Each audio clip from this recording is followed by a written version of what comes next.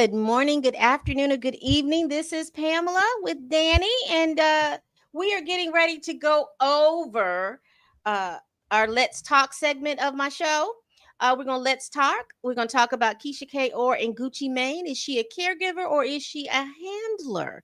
What we're going to do is we're going to go over and we're going to review the clips.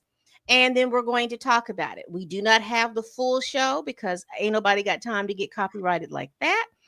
However, we will go over the clips. Now, I will tell you all that these are our opinions. They're not necessarily based in any type of fact. We are reacting to the clips that we see. And while we're reacting to the clips that we see, we're also going to put in some information in regards to the different mental health diagnoses that are going to be discussed and talked about. Okay, let me make sure I got all my stuff up here.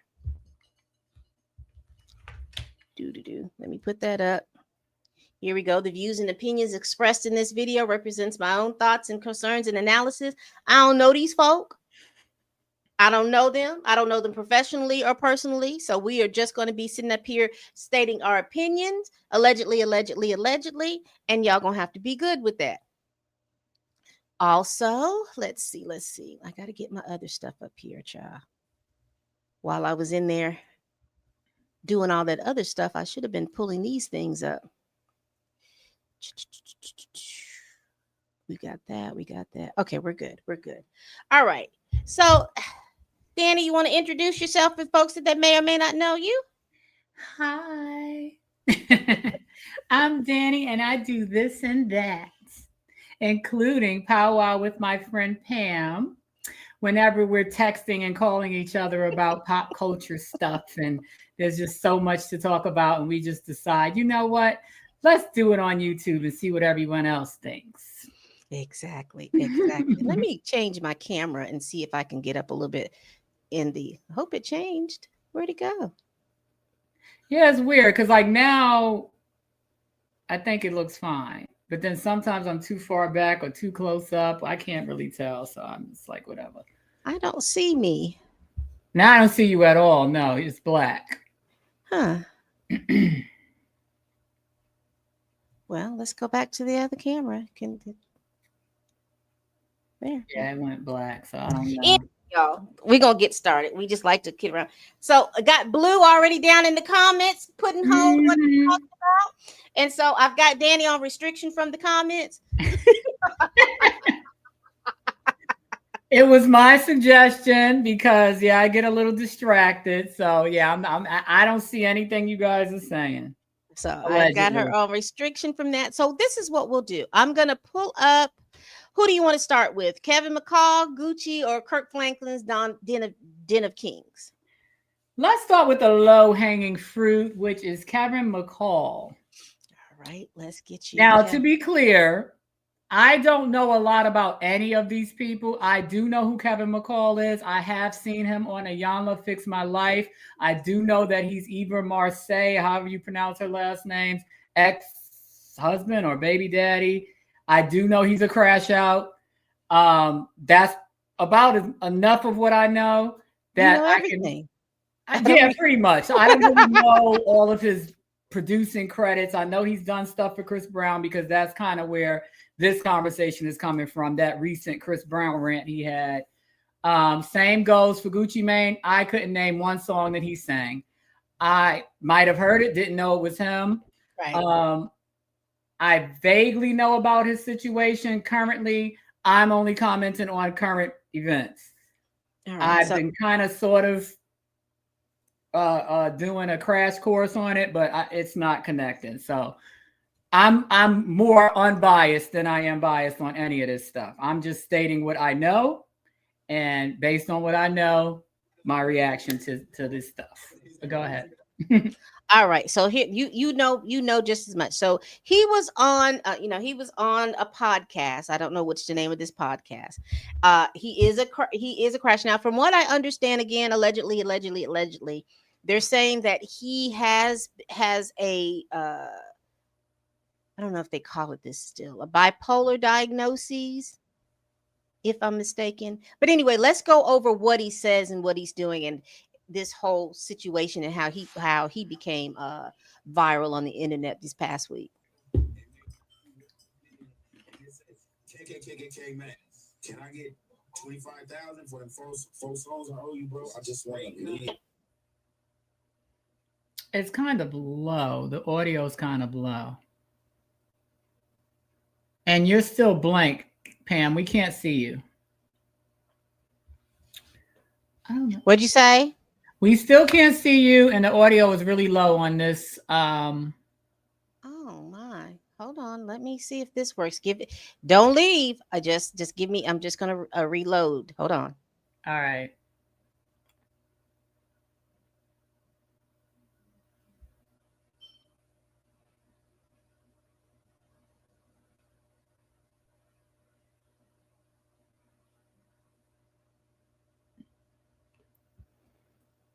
Can you hear me?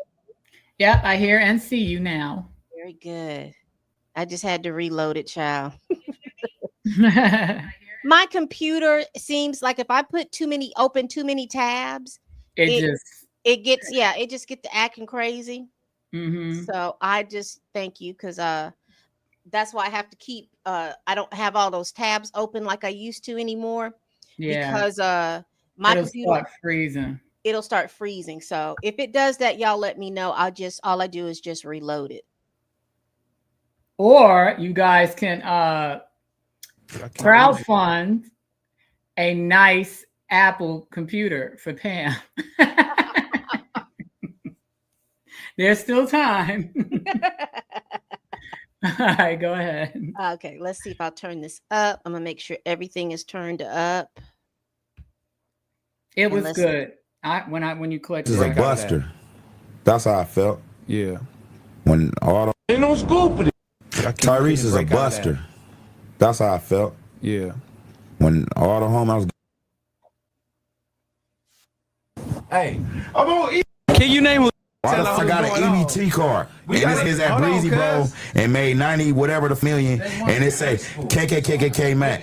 Can I get 25,000 for them four songs I owe you, bro? I just want to leave, bro. Leading up to who he is. I'm not even tripping though. I got an EBT card, my nigga. Like, what the fuck? I can't even get nothing, bro, man. Y'all want to see me crying here, so y'all can think I'm a bro. That ain't fair.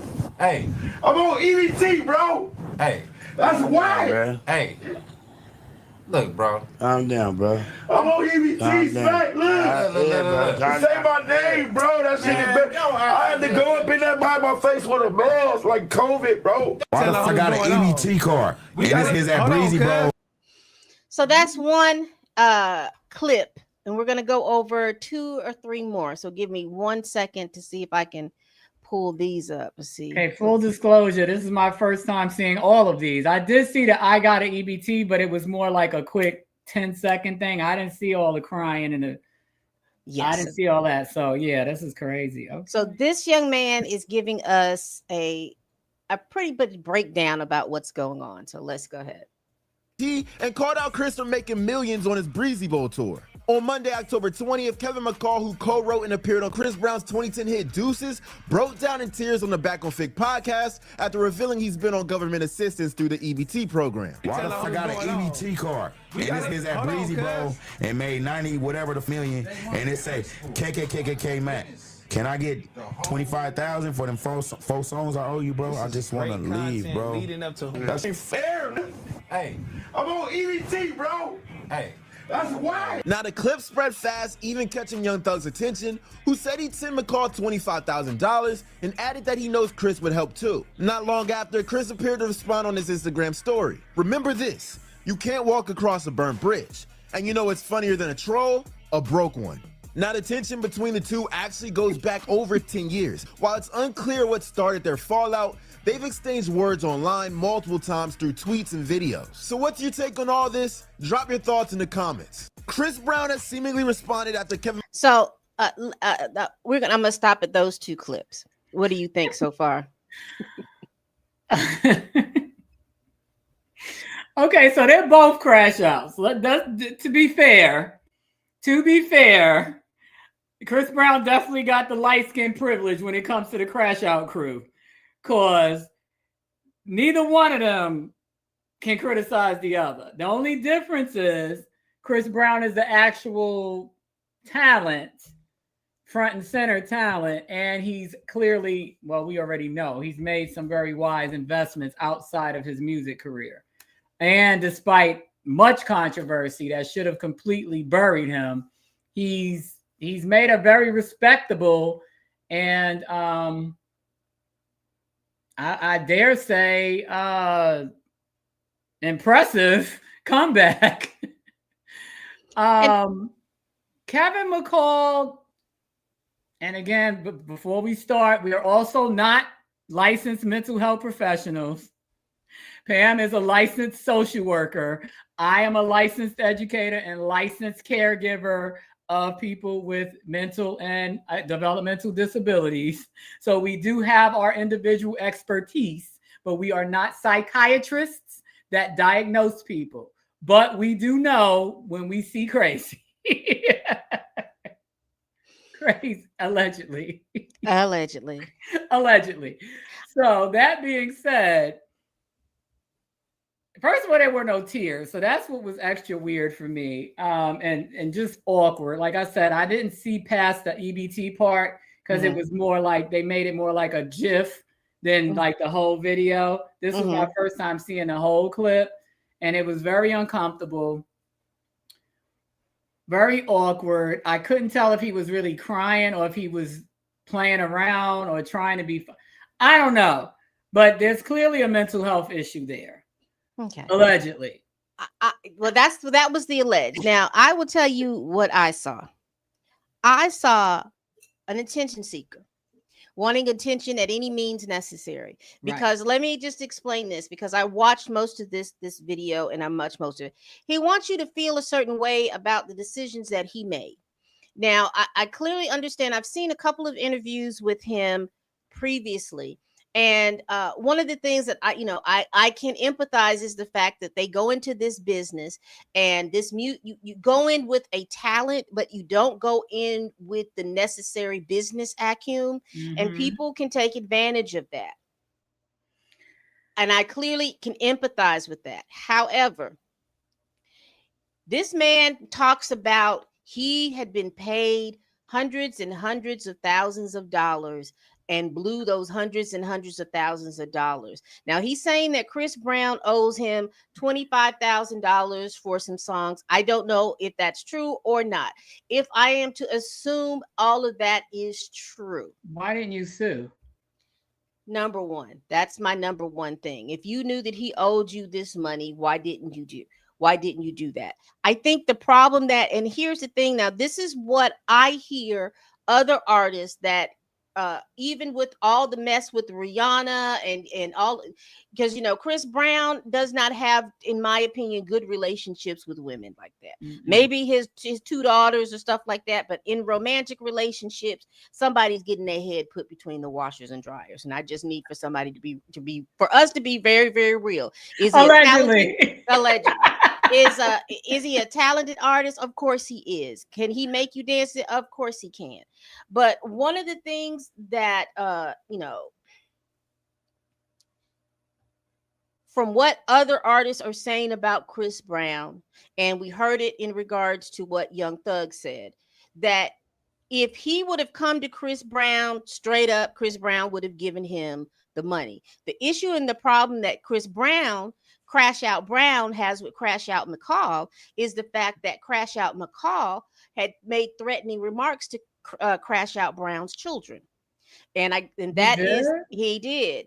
And that is a line drawn that Chris Brown is not going to go back over, because we know Kevin McCall has a child with Eva Marcel, and I don't know, that relationship is so strange that it's bad. Yeah, it's really I bad. think at one point she was trying to get his parental rights terminated because that relationship was estranged. Yeah. But from that clip, and and this is probably, I think I have one more that we're going to watch.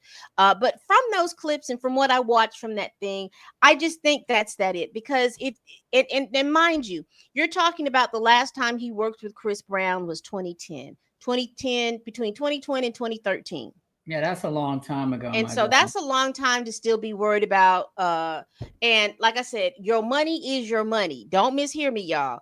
But at this point, Chris Brown ain't finna give you that money. So, you need to move on. You've got talent, but you're spending a lot of your time going on these podcasts, which I know they're not paying you. Going on these podcasts, crashing out, crying, and seeking attention. And you could be in the lab. You could be working. But also, again, allegedly, from what I have heard and the little stuff that I've gone, and again, this is off the blog, so that's why it's got to be allegedly, is the fact that he doesn't have good working relationships with a lot of folk too. Yeah. And so, all I'm saying to you all as young folks is, it doesn't matter how talented you are. It does matter. Let me go back. It matters how talented you are, but if you do not have these social cues and the graces to be able to move about in any of these lanes that you're going through, you can't be cussing folks out. You can't be doing all these things just because you're talented. No, you're only going to make it so far. And the thing is that I don't know if I ever told you, but my dad was in the entertainment industry. And I also told you that we grew up poor and crack infested Harlem, but that speaks to exactly what you're saying, because he was extremely talented. I'm talking in the 80s and 90s, he played with everyone from Billy Idol to Levert to Bobby Brown to New Edition, Mary J. Blige. I mean, everybody who, Jodeci, everybody who was somebody he played with. He had endorsement deals for, drums and equipment. He was traveling the world doing everything. But he was a crash out and a cokehead after a while. And what you're saying is so true. Your talent can only go but so far. When you allow your ego and your lack of emotional control to outshine your talent, nobody cares what you're able to do, because at the end of the day, they can find another you and not have to deal with those personality issues. Hold on just 1 second. Say that again.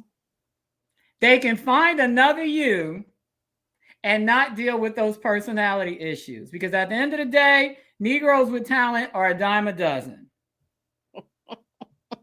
Thank you. I needed you to say that and be very clear up there, because I want us to be very clear about that. Now, this is the last video of Mr. Kevin McCall that we're going to listen to, and I think this is where I heard all the information about his daughter. All right.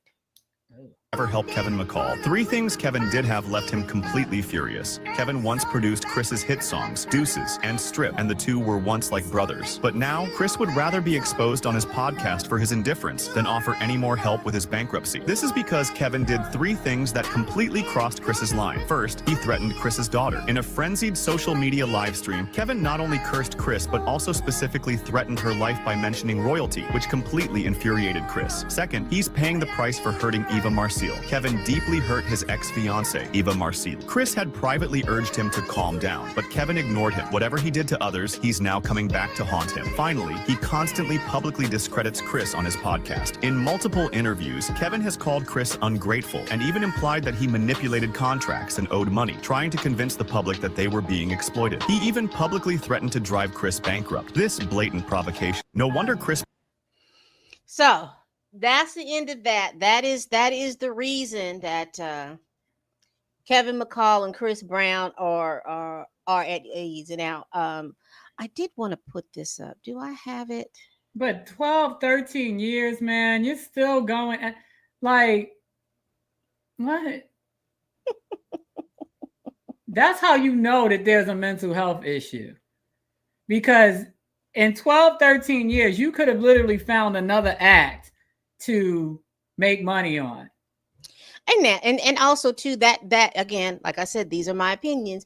It seems as if there was a point where Chris was like, hey, okay, let me do this. Let me get you some stuff. Let me do this. Let me do that. And then, like I said, there was that line draws once you, because he would crash out on IG Live. He would crash out on IG Live a lot. That's where I remember seeing him. I'm surprised as much as Chris Brown stayed getting locked up for beating. Didn't he just get locked up over the summer in London for hitting somebody? Yeah, over the head as with much a champagne as he stayed putting hands on people, I'm really surprised that Kevin ain't caught a case yet. Well.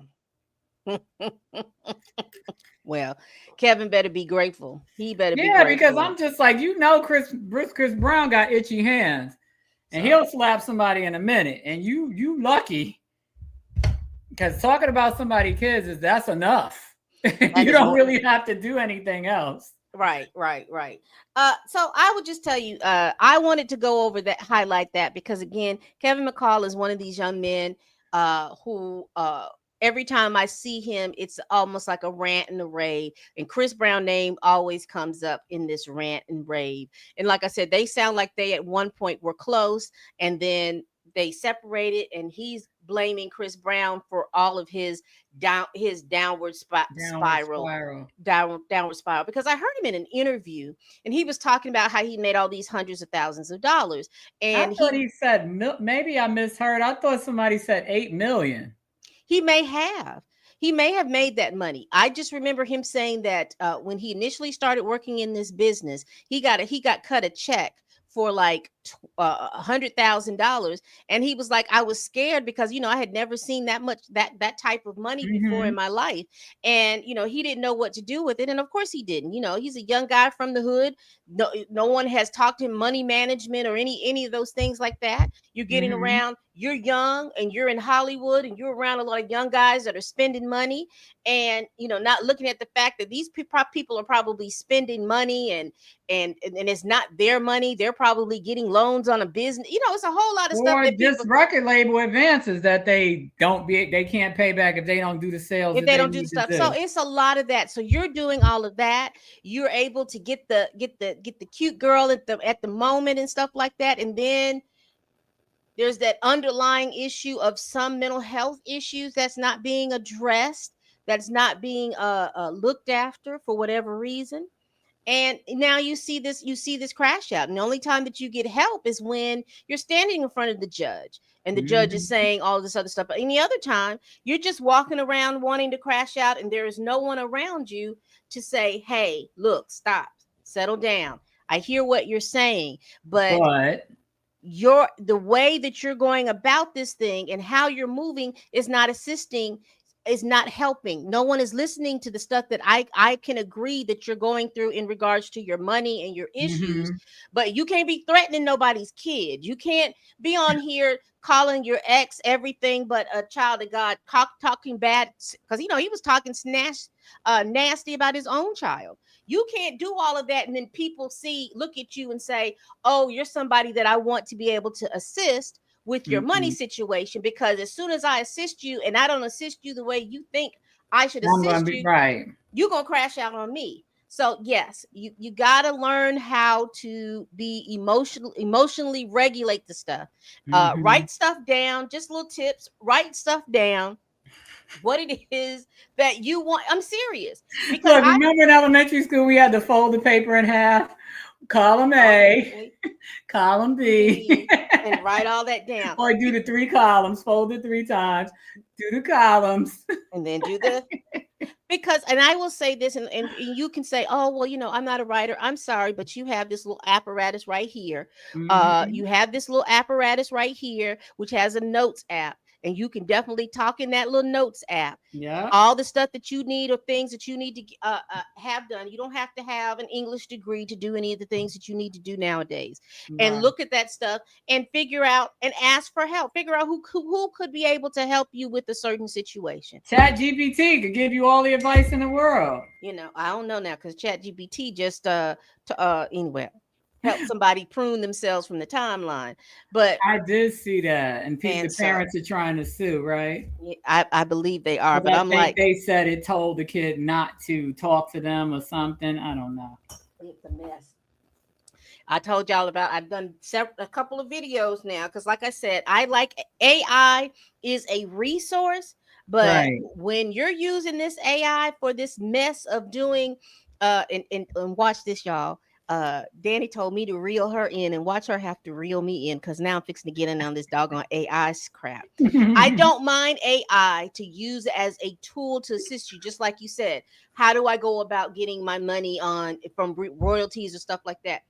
Issues, no problems. I have issues when you are taking dead people's images and putting them in real world situations today like they're not deceased. Like they're not dead. Yeah, And creating whole. Yeah, that's crazy. and you know, just because you can do it, you shouldn't do it. It's disrespectful. You know, I'm looking at the fact that y'all were pulling up Michael Jackson and Biggie. You all act like these men didn't have children that are looking at this family. Michael Jackson's mama is still running around here. Biggie's children are still running around here, and you all are being very disrespectful by putting their images out. You got Tupac out here. You got Martin Luther King. Martin They Luther stopped King. that though. You've got they're putting all these images, and the issue that I have with those AI images and stuff like that, you notice how it's always black folk. You're teaching this computer to get real good about doing the images of black people. And like I said, y'all are using this and thinking it's ha ha he he funny, but watch what I tell you. They're going to amalgamate some fake black person and say that this black person tried to do something to these white people, and then you're going to have all these types of stuff, and it's going to be one of these fake AI type situations that are going on.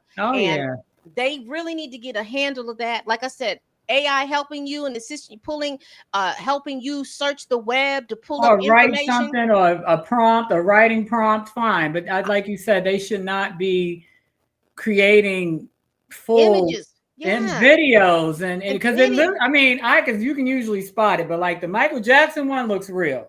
Oh yeah. The one that I've seen recently looks real. And then, you know, people are not paying attention to the psychological things about it because I don't know who I was talking to, but I was ranting and raving about these little babies. I don't know, they were doing these toddlers. You remember how they're cussing and they're saying things like and my point in that while I was ranting and raving, I said because I can't remember who it was they were doing.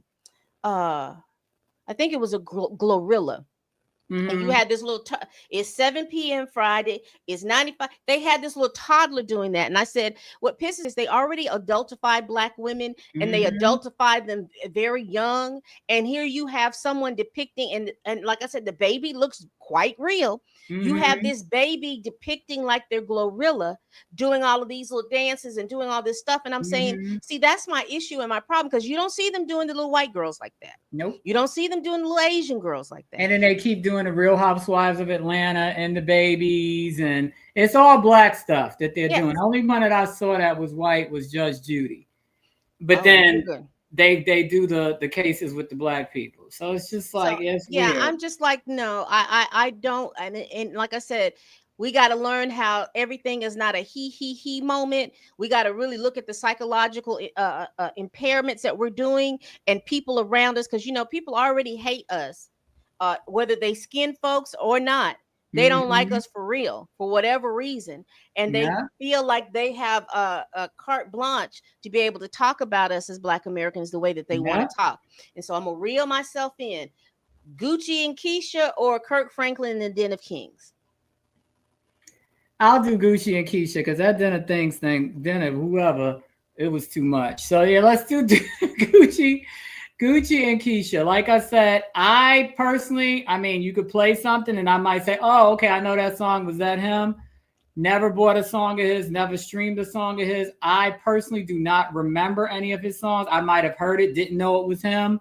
Don't know who she is. I've been kind of sort of getting Cliff's notes over the last few days. I do know that she's Jamaican, born and partially raised, that she has some other kids that are still in Jamaica, because I keep seeing people ask about that, like why she still doesn't have her original set of kids that I'm thinking are still either not adults or very young adults that should still be with their mom.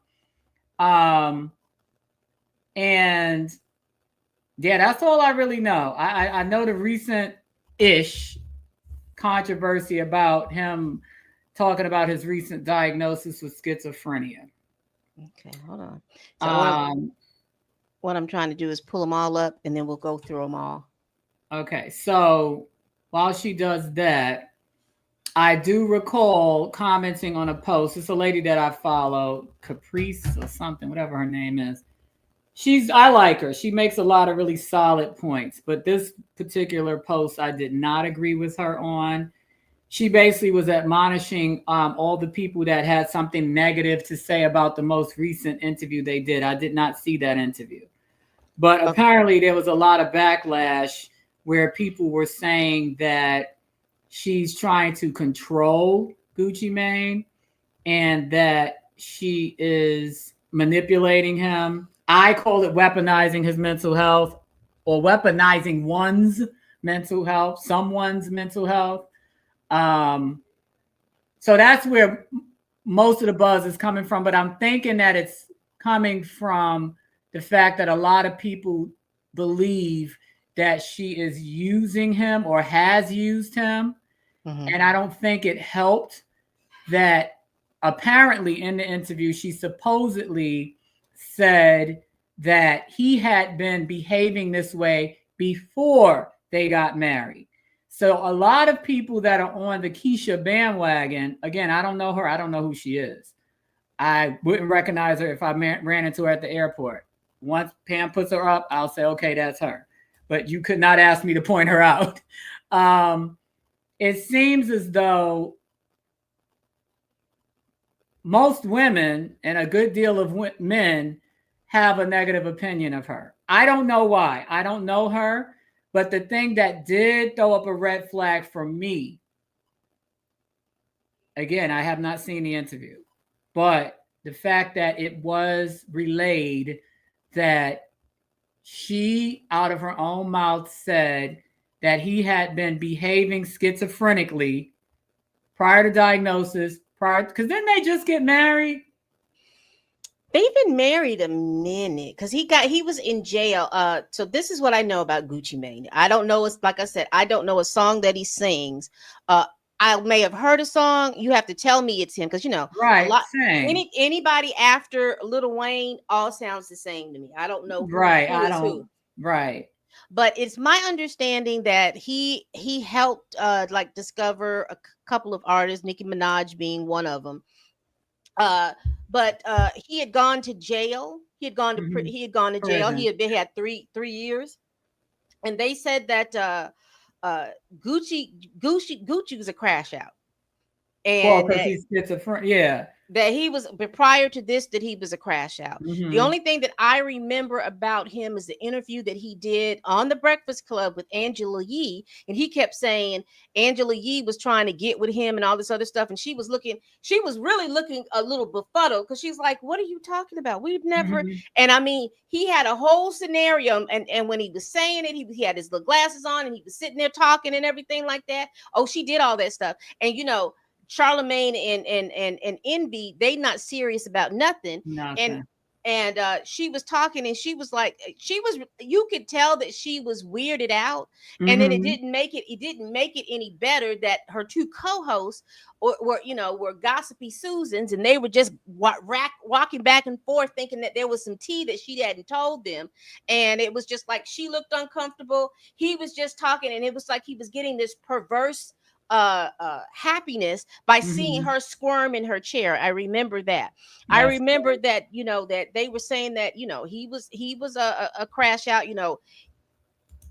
they believed that Gucci was going to do something. People believed that Gucci was going to do something. Mm-hmm. And, he was heavier set then and everything. He goes to jail. He comes out. He is like 30 or 40 pounds lighter. He is eating much better because he got out of jail, and then he went with Keyshia. And then, you didn't see him maybe like another year. When you saw Gucci, he was much slimmer.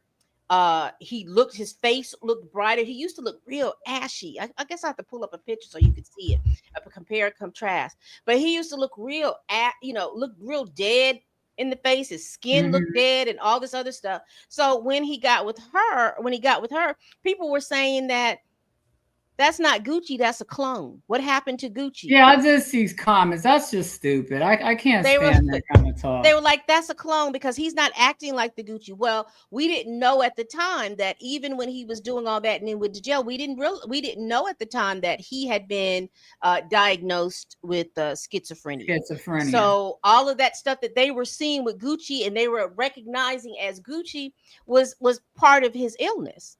And then you got to also remember that's part of, and I always joke, but I'm very serious when I say it.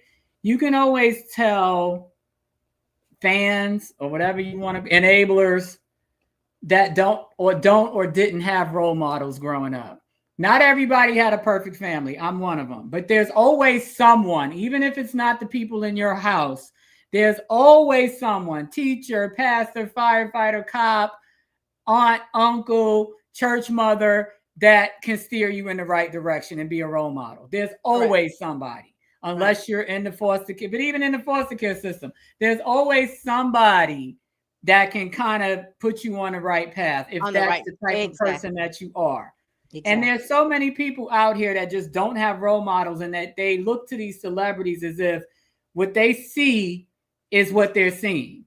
And you don't understand that these are celebrities, these are entertainers, whether he has schizophrenia or not. Whatever he was doing was selling records. Whatever your favorite actor or actress is doing is selling their respective movies, TV shows. So you cannot sit there and put all your money on the fact that these are the actual people that they're presenting themselves to be. True story. Okay. Let me add on to that. You all have to understand that these are musicians and these are actors, and they know how to play a role. What you see is not who it won't be in totality who they are. And let's just be real. Just like, when you see when Nicki Minaj gets out on the internet and she starts talking and doing stuff like that, she's got a fan base that enables that. They're just and like enable. They love it and they keep enabling. And no one is like, hey, just you don't have to respond to that. You don't you don't have to go out this far. What's really going on? What's going on? They don't do that. They don't ask those questions and they just allow for her. And then I don't know if I can tell or not, but you can tell that someone has talked to her at the other side of it, because she'll just try to give you this calm pseudo intellectual speak about such and such. You can tell that somebody talked to her, but you can tell that the people are enabling her, and particularly when she's in that mode to go off and stuff like that. Just like, and Cardi B is the same way. To me, they are just two sides of the coin. I'm sorry, they're the same thing. Cardi tries to cover it up with humor and stuff. And the fact that she has a better personality overall. Yeah, but they're both crash outs. But they're both the same. They're both the same to me. Right. Pretty much. You can't say anything to them. They'll get all upset and then turn around and spew out all of this venom to somebody else for whatever reason that they spew the venom out. Am I saying that what they're talking about, they don't have, that it didn't happen? I'm never going to say that. But I'm saying that even if these things happen, there's got to be a way that you regulate yourself so that when you talk to people and when you go for assistance, for help, that's why I say write it down, because sometimes people you can't speak it, but look, this is what's going on, and give them the paper. See, this is what I'm talking. This is what I'm trying to explain. I wrote it down the other day, and this is what I'm trying to explain to you that happened to me. I can't speak it like I want to, and say those types of words so people can understand that you're not trying to argue with them. But let's go ahead and watch these clips real quick. Where are we? I'm doing so much better with my computer skills, I promise. All right, so I've got them. I don't have them in any particular order. We're just going to listen to what they're saying, and we're going to go over. I'm going to play them all at one time, okay? Okay. And let me know if you want me to stop. What was your mind frame during verses? And Keyshia, when you knew he was doing verses against somebody that was his arch enemy at the time, right? What was your mind frame? Because you knew at any moment it could have went bad. Did you want him to do it? I told him not to. She said I said, you're not. Let me explain that real quick, because you know about verses, right? When they have competing, because then they just do a Cash Money one with they just did Cash Money. So he did verses with what is that the Asian girl's husband's name? Jeezy. And him and Jeezy, they didn't get along. Okay. And I don't know who set that up, but when you watch that verses, there was so much I'm serious. There was so much tension. I really thought bullets were gonna fly. Damn, really? It was that much tension. This was all during the pandemic, right? When Versus was when Versus was hot. Okay. So this was I've only seen a couple of them.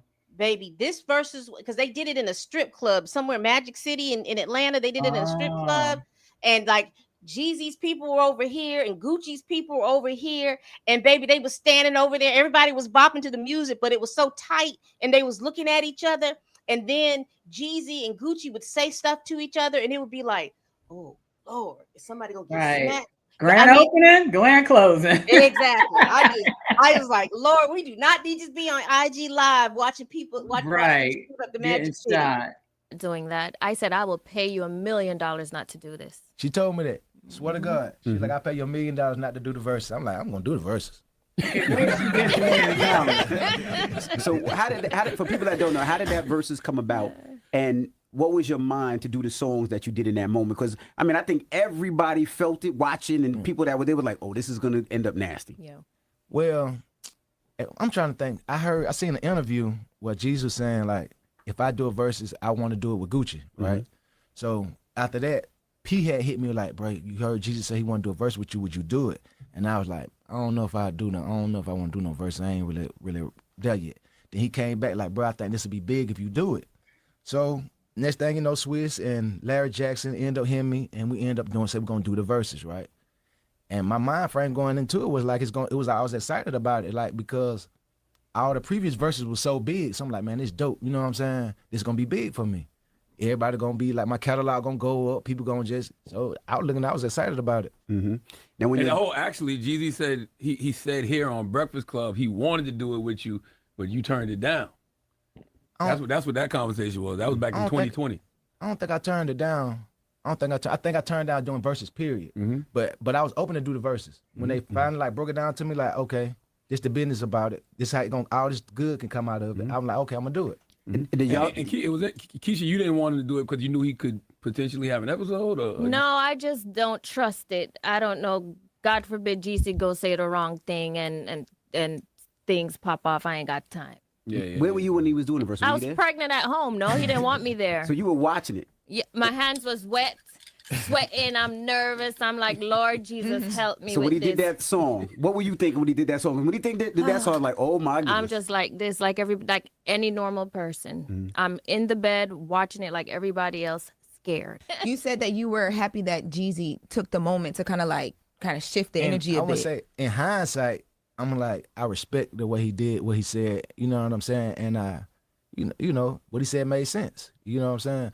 But at that moment, in the moment, like in the heat of the moment, I wasn't thinking like, I'm happy he said that. Mm-hmm. In the heat of the moment, I was just like, man, what is he talking about? You know what I'm saying? Let's get on to the what we doing.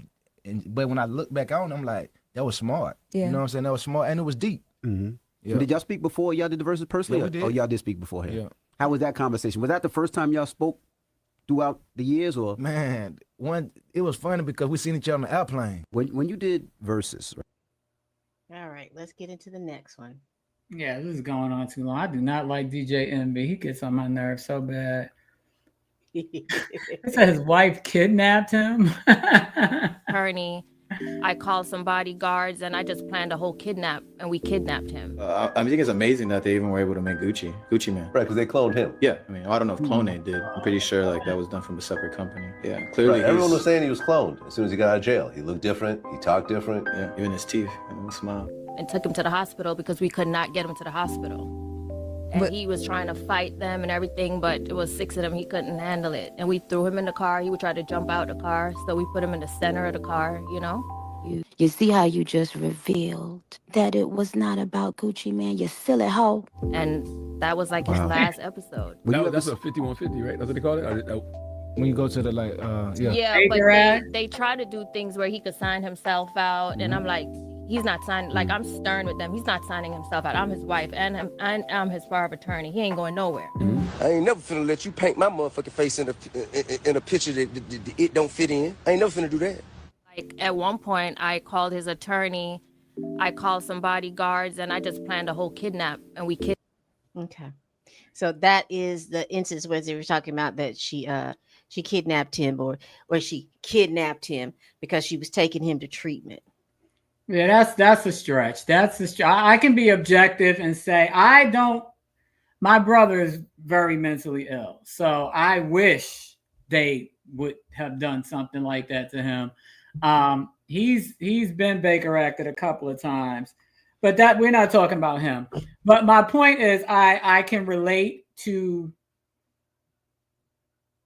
and even with clients, I mean, they get Baker acted all the time.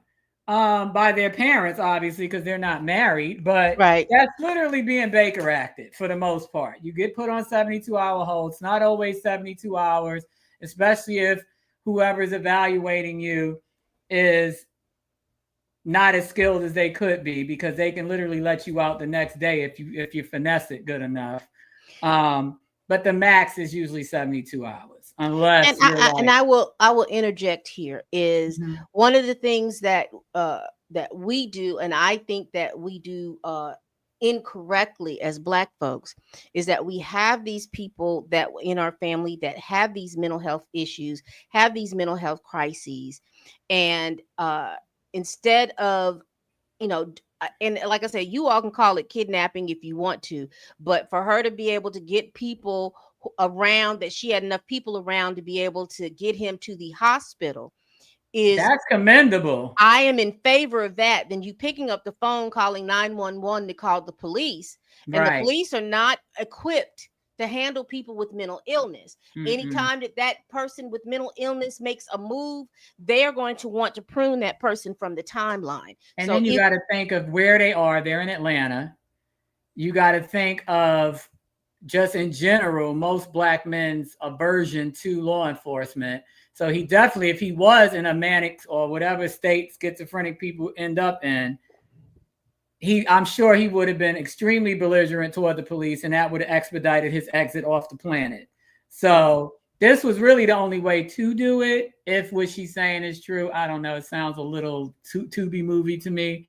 But I'm just happy she had enough people that weren't afraid to do it. Because that's part of the problem, is that those enablers, they're so afraid to end up getting cut out of the circle of trust that they won't do anything. Right. And that's why I was saying she had somebody, and I'm gonna put Blue's statement up here, that she's a caregiver and she was holding him down like a wife and a good natured person too. And like I said, the way she described it, in my opinion, because people were like, oh my God, she even said she did that. The way that she described it, she was putting 20 on 10, but she was getting him to the hospital. She knew she couldn't, he wasn't going to go to that hospital if she said it. Right. But if she said it, and then she had other people there to help physically move him to the place that he needed to be, to the hospital, then I personally think that is a better deal than for you to call the police. If you got to call the police, you just got to call the police. I'm not against doing any of that, but I'm just saying that these are just different ways. And I think a lot of times, when people hear this, people are always wanting to assume that somebody's always trying to get over on you. And I think that's more the biggest. Is she trying to get over him? I don't know. Like I said, I don't know these folk. I do not know these people. All I'm trying to get you all to understand is, if you have a loved one that has mental health issues, you need to do whatever you can to get your person some help. And we're talking about this in surrounding of these clips and things like that.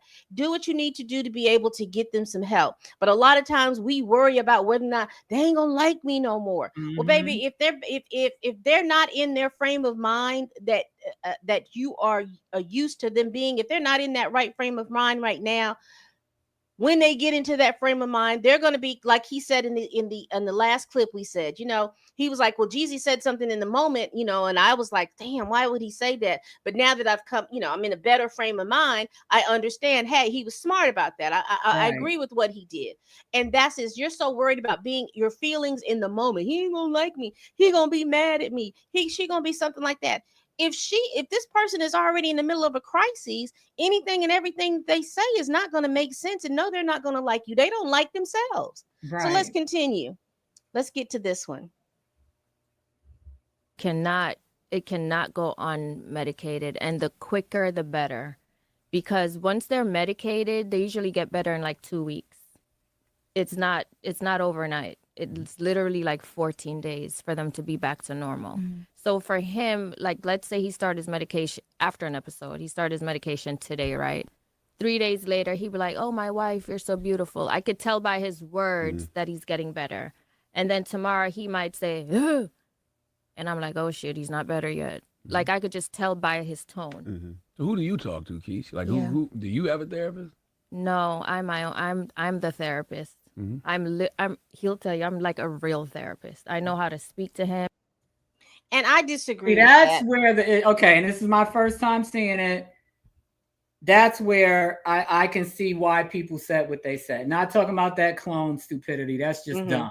Mm-hmm. But that point right there, because I'm very observant. I pick up on things quick. It doesn't take long. That's the problem for me. And I see why people had a problem with that. You're not a therapist. You're not a licensed professional. You're not. That's where I see where people said, oh, she's his handler. She's taking advantage of him. And I'm saying that's where the door opens to weaponizing his mental health. Because you're literally telling us, basically giving us a playbook on how you control him.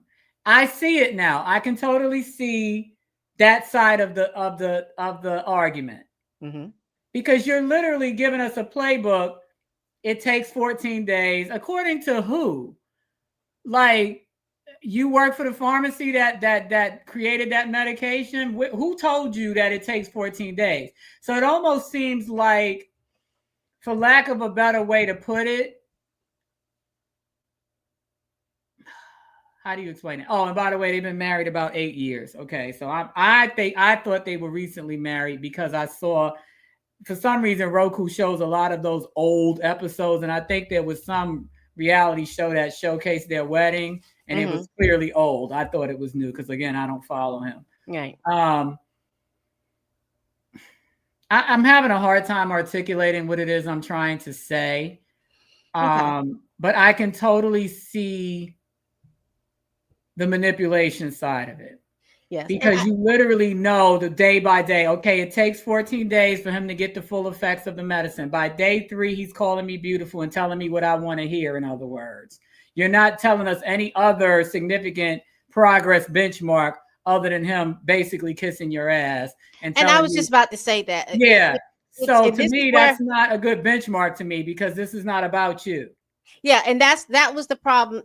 I think that's the part that I disagreed, because and like I said, I can see where people say, because number one, she kind of took over the interview. That was number one where I can see people. That's the first red flag. And then number two, everything was centered. His wellness was centered how he was treating you. And then when they asked you a very legitimate question about where do you get help from or whatever, I'm a therapist. I'm my own. You cannot be your own therapist, y'all. You can't be your own doctor. You cannot be your own therapist. No, but then she went full narcissist and said that she is the therapist. And that's the problem. And that is the issue that, And so if you are someone that is a caregiver, you understand and know that it's like your cups. Ladies, we talk about these cups. You have your cups and they're full. And then you're emptying your cup to help somebody else and emptying your cup to help somebody else. There's no way in the world that you're going to be healthy if your cup is more empty than the person that you're filling. You got to have somebody, you got to have something else to help fill your cup back up. And so the way she made that statement is the reason why people are believing that she is his handler. Now, Yeah. if I play advocate, I heard a bing. Is that me or That you? was me, my phone. I need to put my computer on Do Not Disturb. I thought it was. And Fashion Nova decided to text me. No, Fashion Nova. I do not want. Your clothes are ready. Come, we're shipping them out. I do not want any Halloween costumes. Thank you very much. So, you know, and sometimes I think too, and again, both of them are entertainers. Sometimes I think that in any instance where you can find yourself to be centered, you will take that opportunity as an entertainer. Sometimes not understanding it might not be the right time. It's not about you, jazz hands. It's not about you. But I think that that's where it messed up, you know, that hey, she, you know, she's his handler. She's not doing that. Now I this is let me do the other two, and then we'll go back to I'll put a pin in some of the stuff that he's talking about. So here is another clip. Needs to be real in hip hop culture. What new code would you give this new generation? Oh man, I let them know like they talking about that hood, but the best hood is fatherhood. That's right. You know, that's what I'm most proud of. You know, I love being called dad. You know, I love being a present dad. That's like, I didn't even know that it was so much joy in raising kids that it is. best. But you know what I'm saying? Like raising a family has changed me. It has changed me for the better. That's why you need older men in hip hop. Because when you start listening to these young men and all they want to talk about is pop, firing guns, I got on my Gucci belt and all this other stuff. Right. You miss out on all this other stuff. Then you got these guys at 682 years old, and now they talking about being a dad, but they can't pick the baby up because the back hurts. Right. Or they're medicated and they got to wait 7 to 10 business days for it to kick in. All right. Is there another one? Oh, it froze.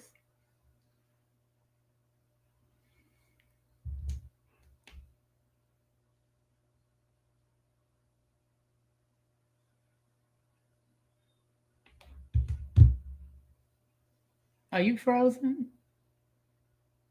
Mm-mm. I don't see anything playing.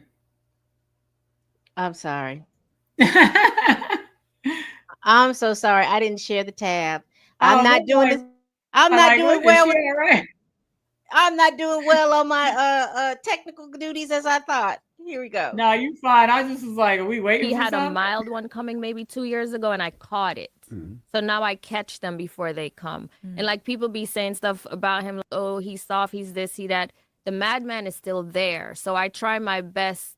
I don't want them to provoke him because it will come back. Yeah. And he's very dangerous. So y'all listen, please leave him alone. Because the Mad Max is still in the head. Yeah, when I saw Young Thug say, What?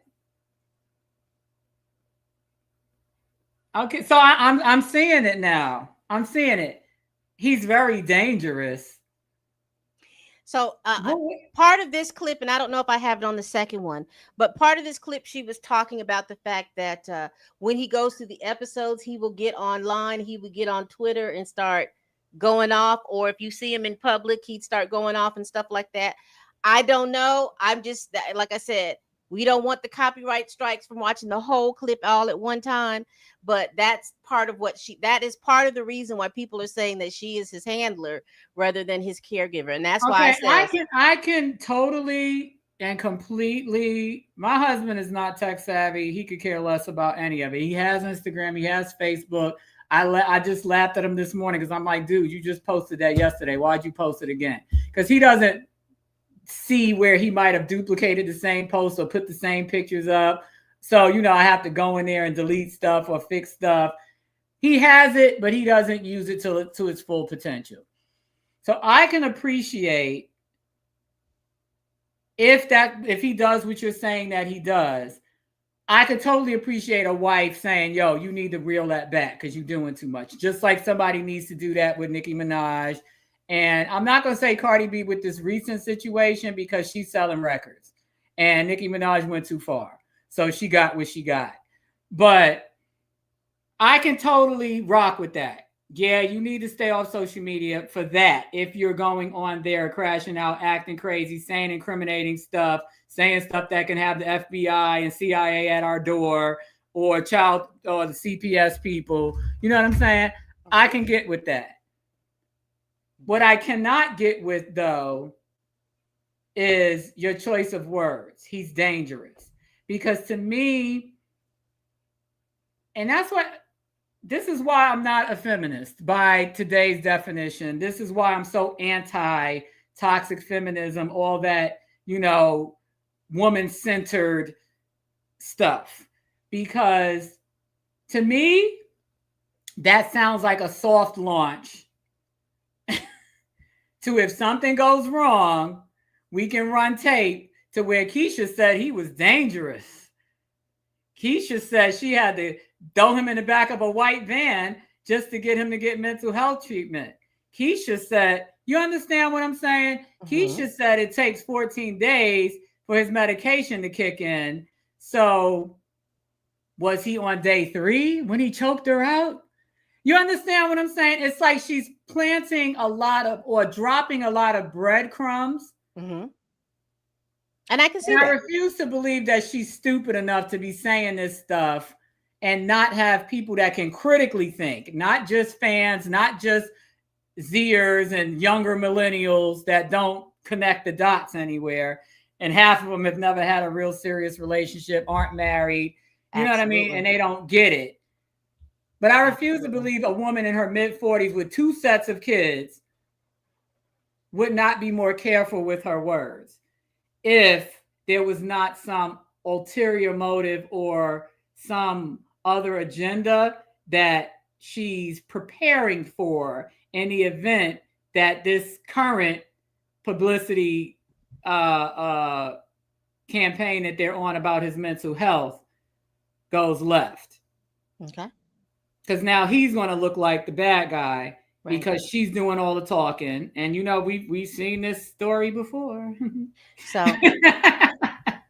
thank you. So I will add this on there because, like I said, I got Dani on here because we were talking about some of this stuff. And I was like, maybe it's because how she's saying this stuff, because I'm understanding what she's saying, but I'm using my brain in like, okay, she shouldn't say it like this. This is how she should say it. How she should say it is, I being with him for as many years that I am, I can notice some of the signs that he has, and I do what I can or make all the efforts that I can to stir him away from that, even if it's us sitting down talking, checking his medication. Right. Even if I have to change the passwords on the social media, so we're spending time trying to figure out what's going on with the social media until he gets bored of it and he doesn't want to do it, and then I'll know what the new password is, and I'll say, hey, if I feel like he's in a better frame of mind for that, I can say it like that. But to say, y'all leave him alone, child, because he's dangerous. Well, because then I'm starting to question you, because if someone is that dangerous and you are doing all of that, you're not scared that he's going to go off? Let's continue. Correct. That I was just like, man, Thug is just young. Yeah, because they don't understand. Gucci ain't soft. He grown. Yeah. He's grown. He's evolved. All right, so I'm gonna get better on my technical thing. I'm doing my last It's one. all right. It's Sunday. It's Sunday. Yes, this Sunday Fun Day brain is good because I'm coming off another live too, y'all. So okay. Let's see. Now this is the last one. Do I have it up? Sunday. Oh. Okay, here we go. For 24 hours at the door, just standing. I said, get in.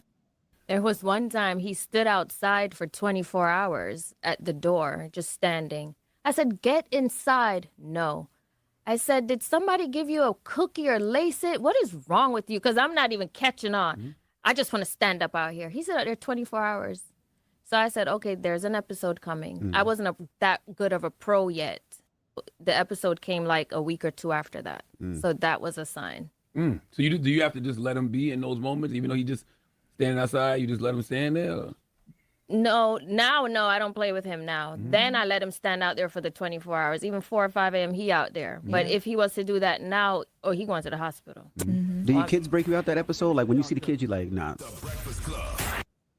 All right, so those are all the interviews that I have in the clips that I have for the Gucci Mane situation. I wanted to do this. Let me add this to the stage really quick. Nothing's coming up. Where is it? Hold on. Here it is. I was just about to say that. Could you put up a blurb about schizophrenia so people can understand what it is? Schizophrenia is a chronic mental health condition characterized by a combination of symptoms that can significantly impact a person's thoughts, feelings, and behaviors. Give me one moment. Let me move this comment section off because I don't see any comments. Now, they have this listed like positive, negative, cognitive, and disorganized symptoms and stuff like that.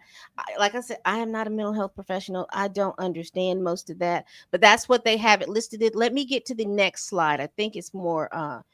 So positive symptoms, they talk about that the person will have hallucinations, delusions, disorganized speech and thoughts. Negative systems. What is anhedonia? Anhedonia. I have no idea. It looks like something to do with. Let me check. Let's look it up. Let's do that.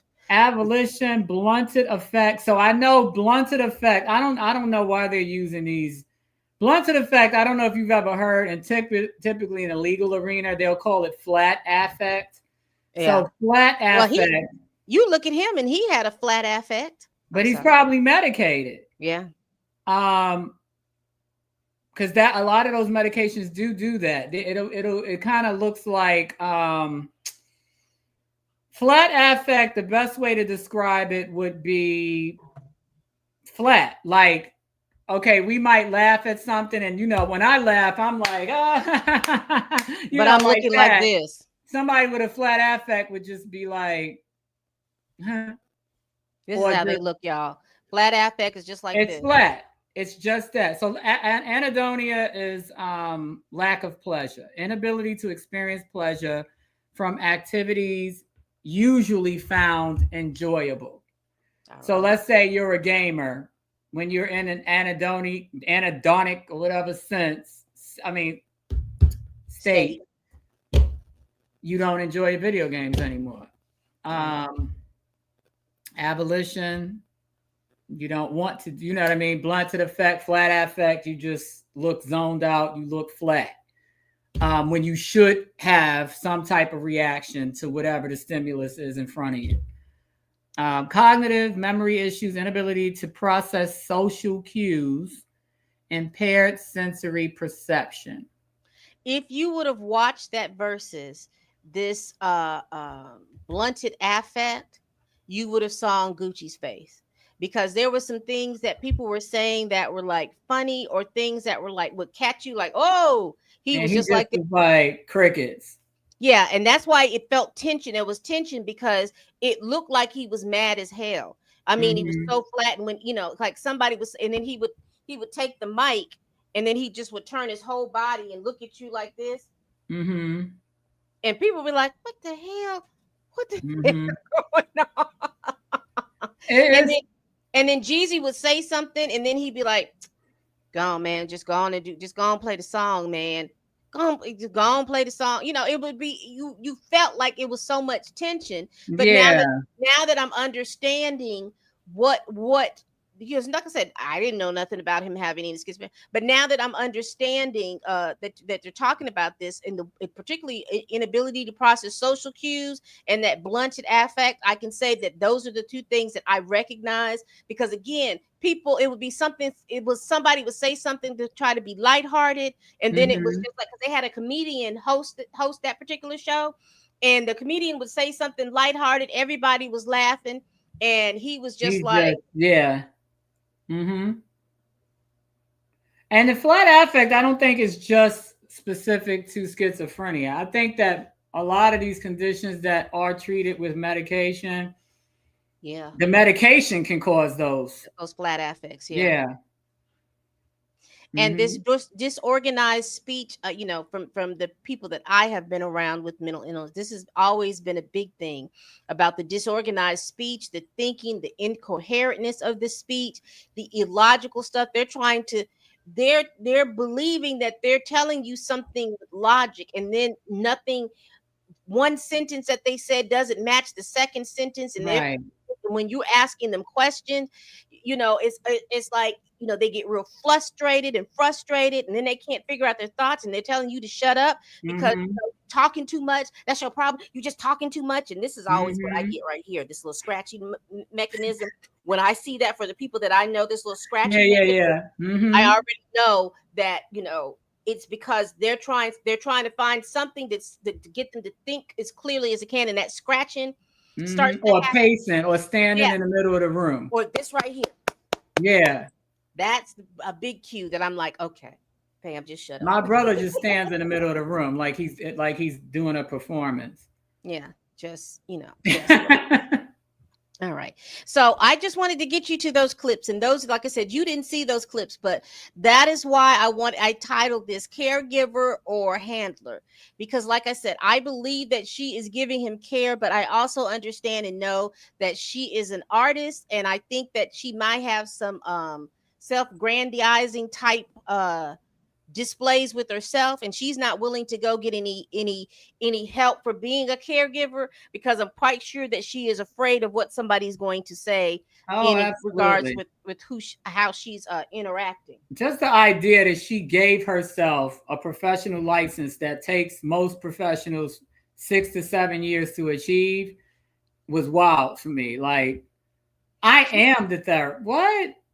She figured it so out. You have delusions of grandeur. So you might need to get diagnosed your damn self, because to sit there and say that you're something that you're not, that's like me. Actually, this has been done before. That's like me saying that I'm an attorney just because I know the law, or I have significant knowledge about certain legal concepts. So now I'm a lawyer. No, I'm not a lawyer. I did not go to law school. I did not pass the bar exam. I cannot practice law. I cannot advise you from a legal standpoint. I can give you ideas and questions to ask a lawyer, but I cannot practice law. I know where the line is drawn. Right. You understand what I'm saying? I understand. So, yeah, I definitely can see. And for me, I found it problematic. I don't know if it was part of this interview, but there was a point where she supposedly had said that he had been acting like that before they even got married. So that's where it came full stop for me, because my thing is this. I'm never a fan, and I don't care who you are. I don't care if I like you. I don't care if we're friends. I don't care how long I've liked or known you. I'm never a fan of someone, male or female, taking on a situation like this in the dating stage. Who the hell is that? In the dating stage.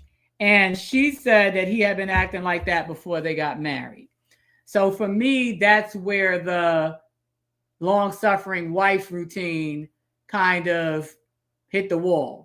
Because my thing is, if this diagnosis didn't come up during your marriage or the signs of it, that means you already knew that this dude was a whole toy and fry short of a Happy Meal. And you still pursued him because he was a meal ticket. Now, Dani. And then after you got married, it started getting, worse and worse, allegedly. And so now you got to maintain your position. So you're going to weaponize his mental health by not only being a self-proclaimed, unqualified mental health professional, but you're sitting here literally giving us a play-by-play on how you pretty much manipulate him and weaponize his mental health by saying by day 3, he's saying I'm beautiful. But then by day 4, he's and I know, so what are you doing? Up in the dose? Like it almost sounds like an episode of what are those true crime shows? Deadly Women or what is you know Snapped. Not, but they have one specifically about women though. I know there's one called Deadly Women. There's another one called Killer Nurses, and then there's another one. It's one that's centered around women who kill their men or do things against their men. It almost sounds like an episode of that. But like they say, isn't there a figure of speech if you let people talk long enough, they'll tell on themselves? And like I said, I think it's because, again, I wanted to do this to make sure that we use the proper terminology. I just think when you start trying to call yourself a therapist, see, I know this. It's one thing to tell me, usually when he has these episodes or if he goes off his medication, usually I notice a big change around the second or third week. That's the best way to put that. But when you're saying, listen, by the 3rd day, he is this. By the 4th day, he's doing this. So what are you doing? Like keeping a diary or keeping and then it's like, what's the difference between day 3 and day 14? Because I do know that some of these medications, they do have to kind of, for lack of a better way to put it, stockpile in your system. Mm-hmm. Yeah, certain ones. Some work right away. Some have to like build up. So like for instance, my daughter is on a ADHD medication and hers works right away. It doesn't have to stockpile. So she can come off of it for the whole summer, be cool, and then just go back on it when school starts as she needs it to take her tests and everything else. Right. But then antipsychotic medications, certain ones, they have to build up. So you might not see. So that 14-day thing does sound about right because depending on what he's taking, it could take up until 14 days before it actually works. But my thing is, where are you getting day 3 versus day 4? And again, that was to make her look important. I promise you that's what I believe it was. I mean, what is she, a Google MD? And then to me, again, it's giving. Aren't we all? Aren't we all? Google? Yeah, well, I don't play when it comes to life and death situations. I might Google something if it's after hours and I need to Google something to ask the doctor, but I'll be damned if I'm sitting here risking my life on somebody dangerous playing around with his medication. Absolutely not. Absolutely. All right, so this is what I'm going to do. This is our little palate cleanser so that we can go into the next topic. So here we go. Let me add this to the stage. What's that palate cleanser? Oh, this is the AI. He's like, oh, shit. I want to see that video now. Why was he so disgusted? Oh, he's cute. So he looks like a little old man. Yeah, the premise is she's showing him a video of her, I guess her dancing or something, and he's watching the video, and then the little thing where he just turned around like, "Mama, no." Right? He's been here before for sure. Exactly, because I will play it again. Watch his face. Watch his face.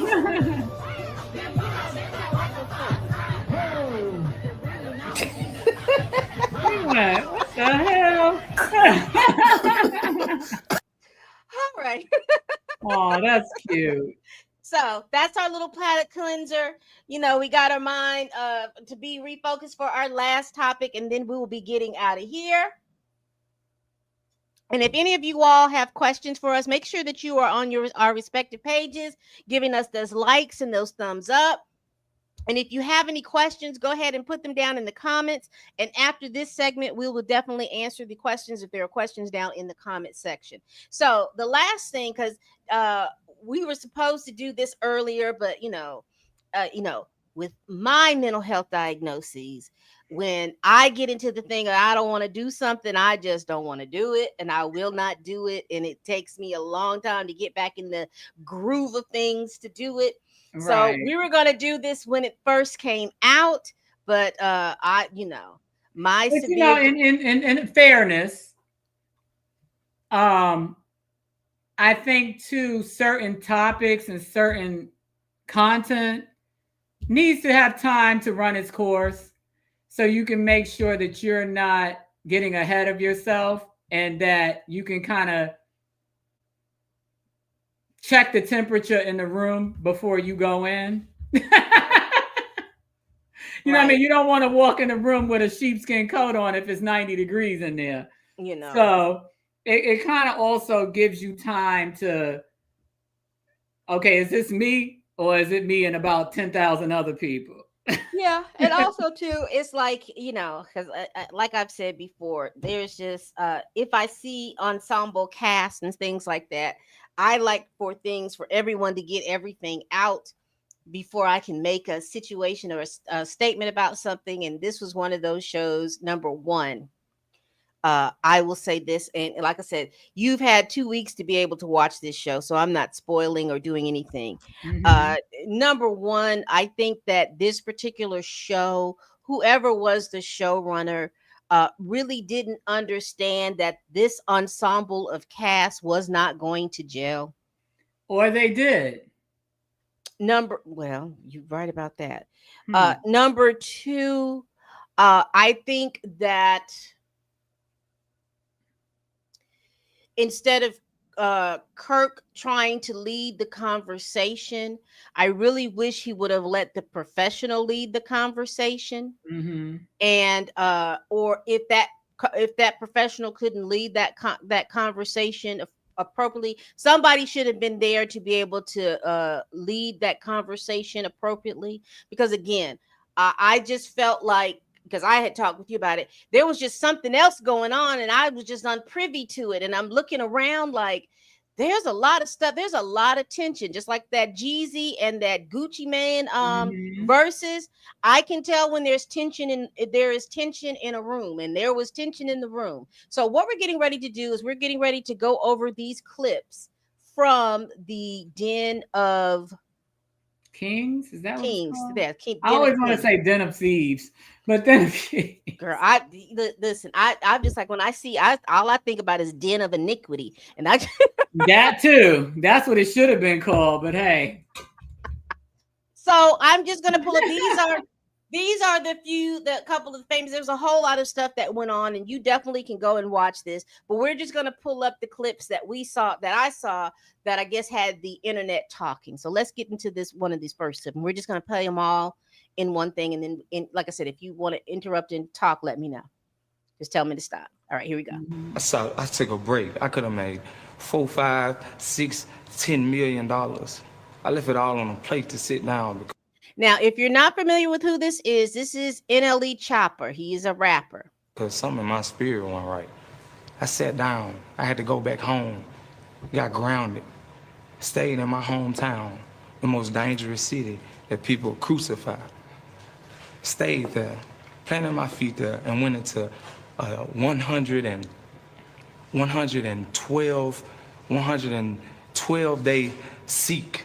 Every day I woke up, I went outside with my notebook and I sat my feet in my grass and I stood before a tree and in nature and I just listened.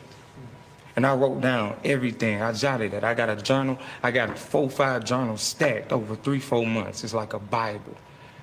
The Most High God fed to me every day, every second. When I woke up, he'd wake me out of my sleep. He gave me dreams, people that I needed to get away from me, snakes, rats, whomever. He put everything under a microscope in my life. I just sat down for 3 to 4 months.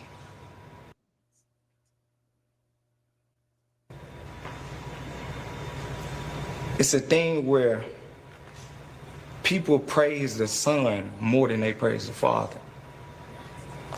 And that's what I don't like.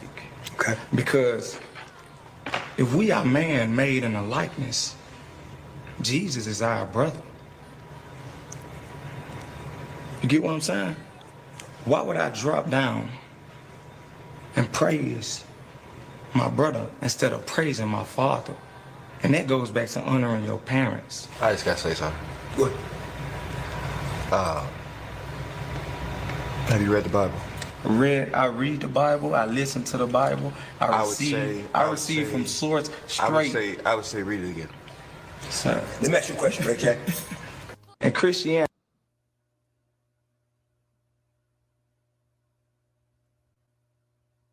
Let's see what this one is. Well, man is willing to Ray J. receive. Coke, That doesn't make Coke any sense. run. Well, Yes, it that does. doesn't answer the Break question. it down. Do you feel like your experience? Do you feel like your experience in the And if you weren't familiar with any other video, that was NEL Chopper, and that was Jonathan Majors speaking to NEL Chopper. And then we have in this video, NEL Chopper speaking to Ray J, Brandy's little brother. the world that you can give Jonathan some advice? If he's willing to receive. That's way out. I need to smoke a cigarette. Southern, let me jump in and say this. Watch this. Watch this. I can only give. All right, we've got, I don't know what this one is. Let's see. What you guys do? I don't think that this was okay. I'm sorry, y'all. This was just okay. And that was the clip. So those were all the clips. Those were all the clips that we have. Mm-hmm.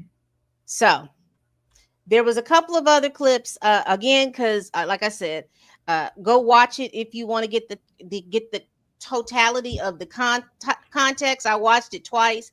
So like I said, when I could barely watch it once. It took me 4 hours. And I think in that 4 hours, that's when the light bulb went off. I was like, yeah. So I went through that. I watched it full because I like to watch it full to see. And then I noticed there was tension. And then I just like watched it the second time after you had told me. And I was like, okay, all right. So just to be fair, so we can get this context out here, there was tension. And there was tension between Jonathan Majors and there was tension between NEL Chopper. Now, you asked me what and that then tension Ray was. J tension by proxy because he felt like he needed to interject in the absence of his friend speaking for himself and asking the question himself. So here was the tension. So a couple of years ago, NEL Chopper, it was April of 2023. Thank you. In April of 2023. We like timelines.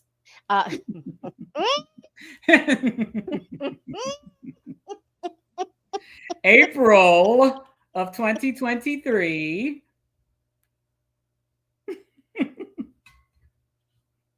And now a message from our sponsors.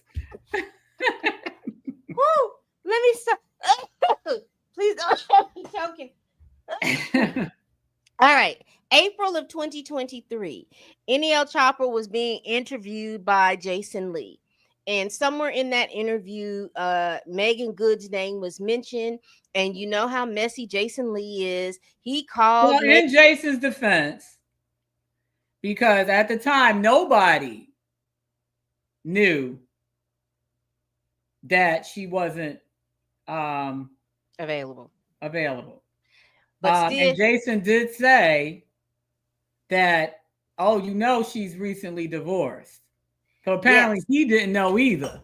And that's why right. And I'm keeping it to the point when I'm talking about messy Jason Lee, I'm saying he could have made that statement and they could have moved on to the next question. I'm saying messy Jason Lee because he had her number on speed right. and he made the phone call. Right. And there was a phone call and an interchange or an interchange between and entertaining of the shooting of the shot, no less. Exactly. So there was this little thing. So now while I was giggling and why she was talking about the timeline, because it's important to know that was during the time that Megan and Jonathan were dating.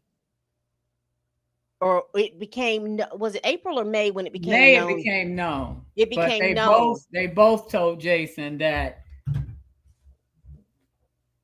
basically she stayed the night at his house 2 nights after his arrest. So that's on tape. Nobody's making that up. So I don't know if it was said accidentally or on purpose, but it was said by both of them.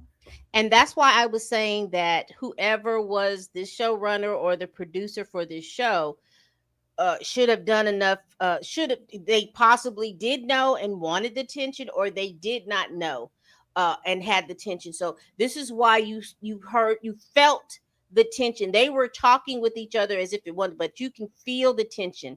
And then as Dani was saying, Ray J interjected, because I got the appearance after I watched it the second time, is that there was a conversation between Ray J and Jonathan about, oh dude, I'm gonna Had call to him. have been, because my thing is, when you asked, and then the crazy part, the nasty work about it for me is that that's one hell of a ask for you, the poster child for the 45-year-old with arrested development.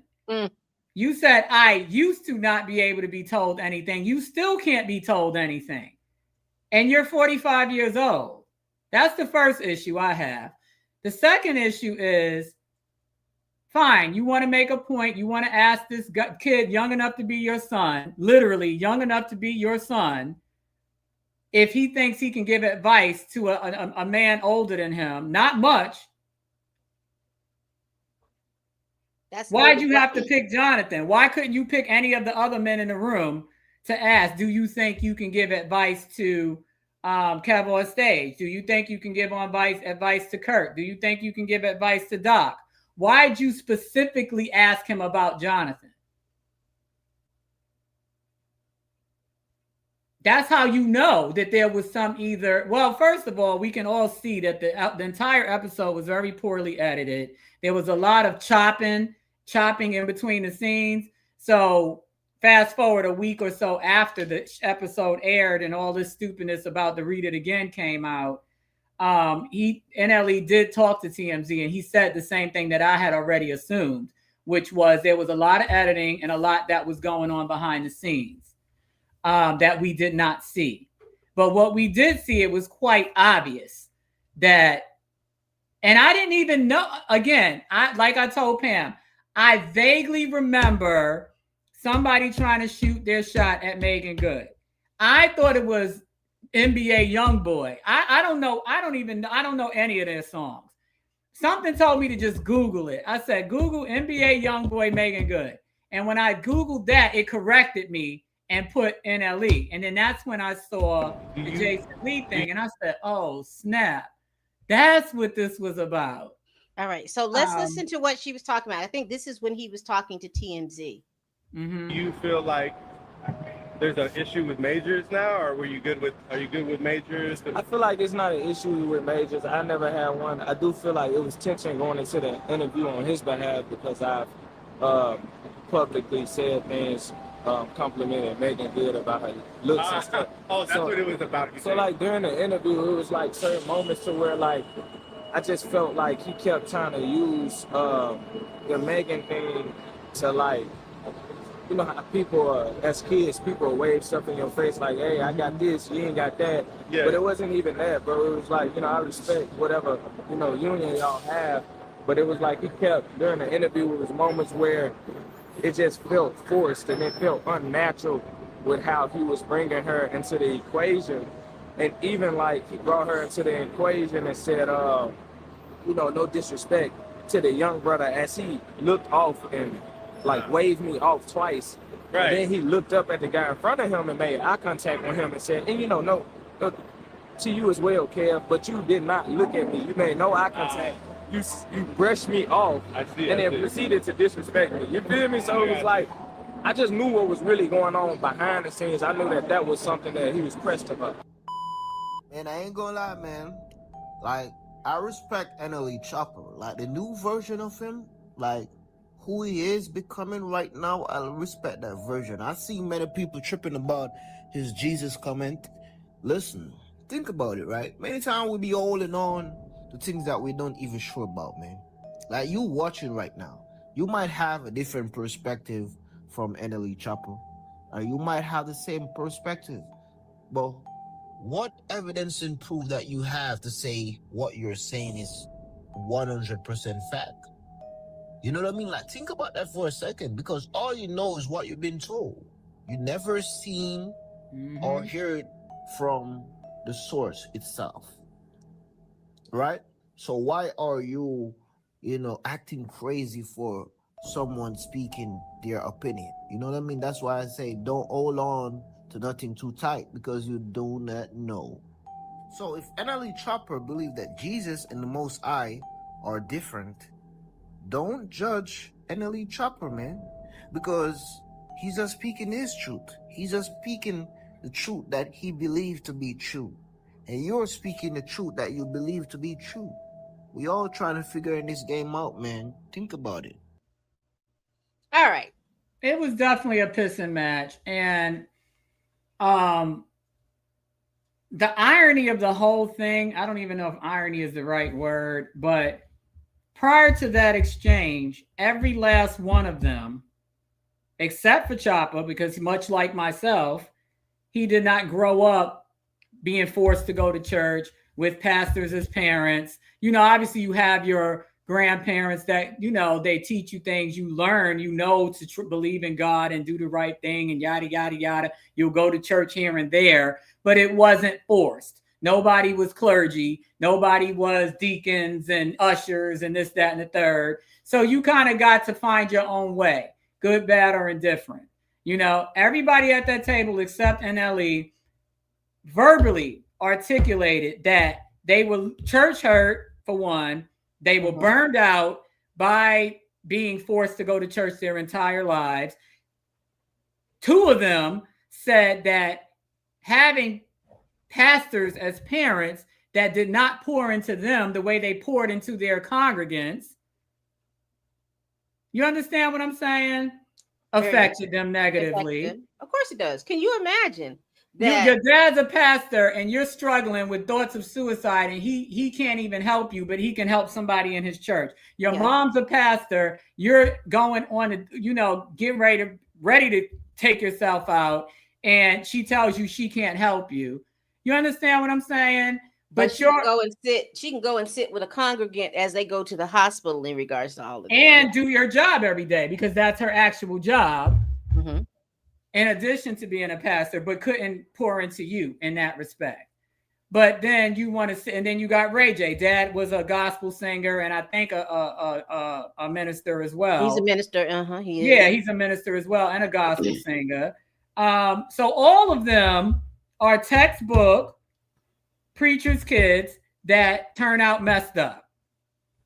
And then you got NLE, who apparently is turning over a new leaf, and he's excited about it. And I'm not going to knock him for that. Right. Everybody's walk is different. We all know about the Trinity. So I don't know why everybody's sitting there trying to act like that the Bible itself did not differentiate between the Father, the Son, and the Holy Spirit. Why we're sitting here pretending like when Jesus was on earth walking among men, he did not call us his brothers and sisters. There are several scriptures where he says that, and it's not about cherry picking scripture. It's about knowing scripture and understanding it in context.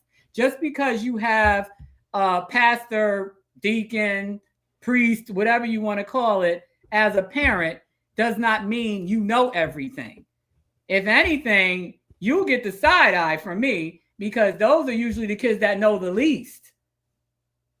Because because no one's ever challenged them about their knowledge about anything. Right, because they just basically ride the coattails of their parents. Right. And the assumption is they know as much as their parents do, but in reality, the parents don't pour into them.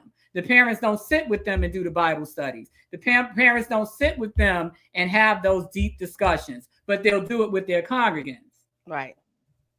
Or patients. Or whatever else. You understand what I'm saying? So you don't get to claim the knowledge and the spiritual fortitude by proxy of your parent. Especially if your parent is a hypocrite, because that's a whole other conversation. And then you got Kirk Franklin here, like Kevin Hart said, dick popping for the Lord, because at the end of the day, we all have our faults. We all have our flaws, but you don't seem to be, you understand what I'm saying? I understand. Well, I would put it to you like I this: think for Kirk all of Franklin those, is more in the world than he is in the church. And the church is just his means of making a living. And income. I'm not going to judge anybody's walk because nobody's perfect. And Nobody I got it also all figured think out. that that he's been doing it so long, but you He's also see those. desensitized to it. I was just gonna say they have been, like when you say, when you've been forced to go to church and you're forced to do these things as you become an adult, because I've heard, I follow Kev on stage because I think he's funny. Yeah, But he is funny. he has talked about how he has grown up in the church, because he talked about, he made a statement in another interview talking about in his 20s that if you would have told him that if you drank around him or if he was drinking or anything, he believed very fervently that you was going to hell. And because he grew up believing that if you were drinking alcohol, you were going to jail. All the pastors and things like that he grew up in, they preached that, they did all of that. When he became a youth pastor and started hanging around with the pastors, what were the pastors doing? Drinking and smoking and all the things they're telling you that was going to send you to hell. So he was starting to have he was having those types of things. And even he was talking about how he was talking to his wife. They led him to believe that he is the head and he can talk to her any kind of way because he's the head and all this other stuff. And he made some statement to her, and he visibly saw how he had hurt her feelings. And then at first he kind of roughed back, but then he started seeing how she was reacting. And this is somebody there in a place where it ain't nobody but her and him. And now he is alienated the person who he's there with. So he just talks about how that maturation and how things that he was told by man sometimes didn't match up what he was reading in the Bible. Exactly. And so he had to come to a realization that he as a man has to grow up as a man and be a man and stand in that manhood, and it's not going to always look like people are saying it's supposed to look like in the Bible. Right. Exactly. And I think that's the conflict. And for me, that is the conflict that I thought I was going to see these men talk about. And that's why I was saying it didn't do this conversation any justice when you had this this undercurrent of something else, and it wasn't dealt with in the beginning. And that's why I wish that if the professional, because this particular professional was also having issues and problems. Yeah, so he wouldn't have been a good, There should have been a professional, another person there. Outside of that circle. Yes, there should have been another person there that was going to be able to steer that conversation and pick up on those things. And because, like I said, this was a whole dinner, so we didn't see the whole thing. So surely it should have been picked up at that point. Even if the situation was, because I couldn't even understand why the hell they were sitting together.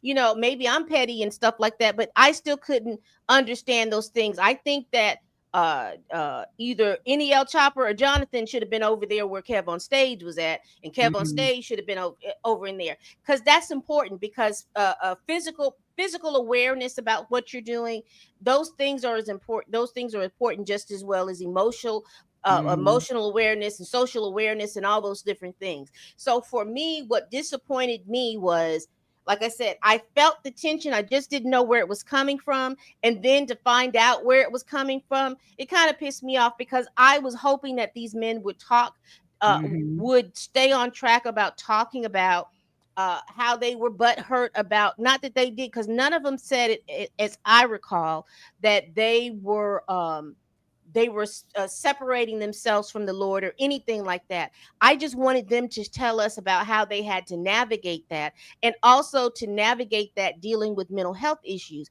because particularly how I know that folks that I know that have grown up, the church has a different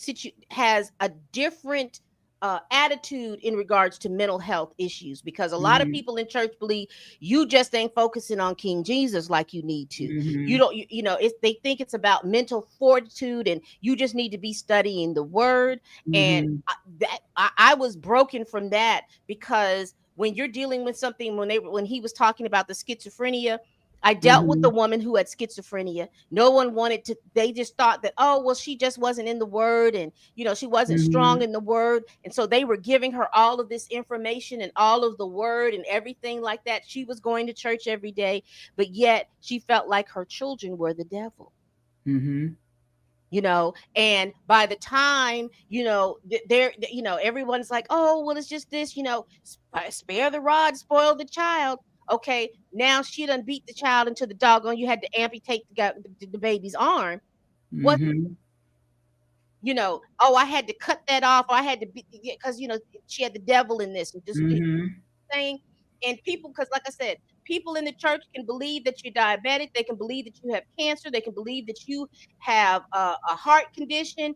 They can believe you have edema. They can believe all of these different things. But it's something about when you talk about mental illness, they believe that is a lack of faith, right? And that is where, because when the guy who is the therapist was talking about him and his father and his relationship, I thought that's where we were going. And then this undercurrent of bullshit pulled up. And that just and I'm like, there was so much that could have been gained by that conversation that was lost, and Ray J acting like a 14-year-old. Just got up and left and never came back. You gonna sit there and pretend like that response was the reason why you needed to go sniff another bump of coke? Just say what it was, buddy. Right. And it was just like everybody was trying too. And everybody was trying to sun him. Whether he believed what NEL Chopper said or not, that doesn't matter to me. I honestly do not really care about that. But it was the fact that y'all was trying to sun him. Now, on his part, I wish he had enough to be able to understand that quietness, not always having to respond and give your opinion about everything, that's golden as well. Because again, I was missing some stuff because he was wanting to inject, I'm from Memphis, that's the worst place to live, according to people, stuff like that. But I sat down. I'm happy for you, but I needed for Kevin to finish his statement about his brother and to talk. I needed to hear that, with someone who's lost her father. I wanted him to talk about how he was dealing with that grief thing, and you robbed me. So I know I made it about me. I'm sorry. I think Kevin on stage landed the plane on that, though, because it bottom line was his brother was dying, but he wasn't technically supposed to die the day that he died, because what he died from wasn't the cancer, it was a seizure. And so that's what the trauma was from. It wasn't from the fact that they all knew he was going to die anyway. Of course, that would have been traumatic, but you would have had more time to he was say talking goodbye. But that was his person. You know how we have like our person, and I wanted him to kind of go in on how he was dealing that his person. I was interested in that. How was he matriculating because his person wasn't there? How did he matriculate through there? Because I understand that when your person, the person that understands you and doesn't judge you, when that person goes away, how do you deal with that? Because I still have people, don't mishear me. But it's somebody's your person, right? Everybody has that one person that you have people, but there's always that one, kind of like cats will attach to one person, even though they like everybody. They have that one person that they gravitate to. It's the same thing with humans. And so I was interested. And so, and like I said, I'm old enough and big enough and mature enough to know that was partly my issue, because I wanted to hear it. And it was some undercover BS that was going on that prevented me from hearing or hearing what I felt like I would have gleaned a little bit more from that conversation. Yeah, but I think the onus was on Kirk for that, because in the first 5 minutes, that's why we know there was other stuff going on behind the scenes. Right. Not only because the editing sucked and you can see where they chopped and cut certain things and was moving from one, you know what I mean? Right. But like the first 5 minutes when NLE started talking, he kind of was, all right, yeah, we're not going to get too deep into that, and just brushed it off. So I think that's what set the tone for everybody else feeling comfortable. Like they said, trying to sun him. because, you know, I get it. I'm a mom of a 21-year-old, and Ellie is barely a year older than my oldest child. And I say every day that these 21-year-olds are not the same as I was at 21, as Pam was at 21, as my parents were at 21. But there are exceptions. There are exceptions. And I know for a fact that I've raised my daughters to be the kind of 21 that I was at 21. When I was 21, I had a salaried job. I had my own place. I was living like an adult. I was in ministry. I was treated by older adults as equals. I was not talked down to. My intellect and my experience was not discounted because of my age. My parents' generation, 22, these people were married with homes, with children and children, homes. careers. The generation before them, 22, you damn near retired. So Girl, you were an old maid back then. Right. You So didn't right. So my point is, everybody was so focused on how old he is and not on the fact that everybody at that table, except for him, have not lived as much life as he has in 22 as they have in 36, 45, 58, and however old Doc was. Yeah, because I think By Kev on virtue of the stage fact mentioned that that. they grew up sheltered. Yeah, and then Kev on stage mentioned that. He was like, you know what? Now that At I the think end. about it, he was like, you have lived like lives, you know, where you would be considered ready for retirement for the stuff that you have gone through and the stuff that you've lived. And that is People don't true. understand that. They don't understand that when you grow up in an urban environment, absent from like preachers and stuff in your family to kind of ground you and keep you off the street, because that's the difference. They got protected by, so when life did hit them in the face, they couldn't handle it and wanted to be like, oh, God wasn't enough to help me. Because you don't have the problem solving, critical thinking, and social skills to cope with trauma because you were protected and sheltered your whole life. And so him telling you to rely on God was like a 4-letter word. But people like me, him, and anybody else that grew up in really bad environments, that's literally all we have. That is literally all we have. Because you don't have that pastor to go to at home and read you scriptures and pray and, oh, it'll be okay, and keep you off the street and keep you in church 7, 8, 9 days a week, 24 hours a day, so that you don't get shot at and killed. Right. But then at the same time, you're not even living life and what I mean by that, a lot of people don't have the opportunity. They're not having the opportunity to experience life to the point that you can use your critical thinking skills. It's just like you're in this little bubble and you're matriculating. That's why PK kids, when they go to college, baby, they lose their minds. They are just wilding out. They don't, and they don't have, and people know that, and they take advantage because they're just down with almost every doggone thing. And those are usually the ones that end up with drug habits, end up promiscuous, end up, getting in trouble because, again, those critical thinking skills, problem solving skills, everyday life navigation skills are just not there because you spent your whole life having people make decisions for you, give you biblical antidotes anytime something went wrong, so you didn't have to face reality or the shame of it all. You ask a question, because I remember growing up, and you start asking questions and being inquisitive about God and being inquisitive about your body and being things. You're being rebellious. What you need to know about all of that. You don't need to be. But wait a minute. And then when you do get your cycle and everything, everybody's all freaked out. Why you ain't told nobody? Because when I was trying to talk to you, but you wouldn't listen to me. Right. Or you made it feel like, oh, because this happened, now I'm going to end up getting pregnant, or I'm going to end up being promiscuous, or you're going to be able to tell if I'm having sex because I'm going to gain weight. I'm going to look like this. I'm going to look like that. So you just spending your whole time scared of every damn thing. Of everything, because they're making everything a trauma, because they're having to deal with the fact that they dealt with that as a trauma. So when you're asking legitimate inquisitory questions, they're commenting on you and tearing you down for stuff that they should be just talking to you about. Right. So then when you don't say anything, well, see, that's wrong with your little fast ass. You're just a little sneaky little heifer. Hold on, wait a minute. Right? Like, hold up, pump your brakes. Wait a minute. You see, I see, and then do not be male-centered. Do not be raised by someone who is male-centered and they think that you're trying to get their man.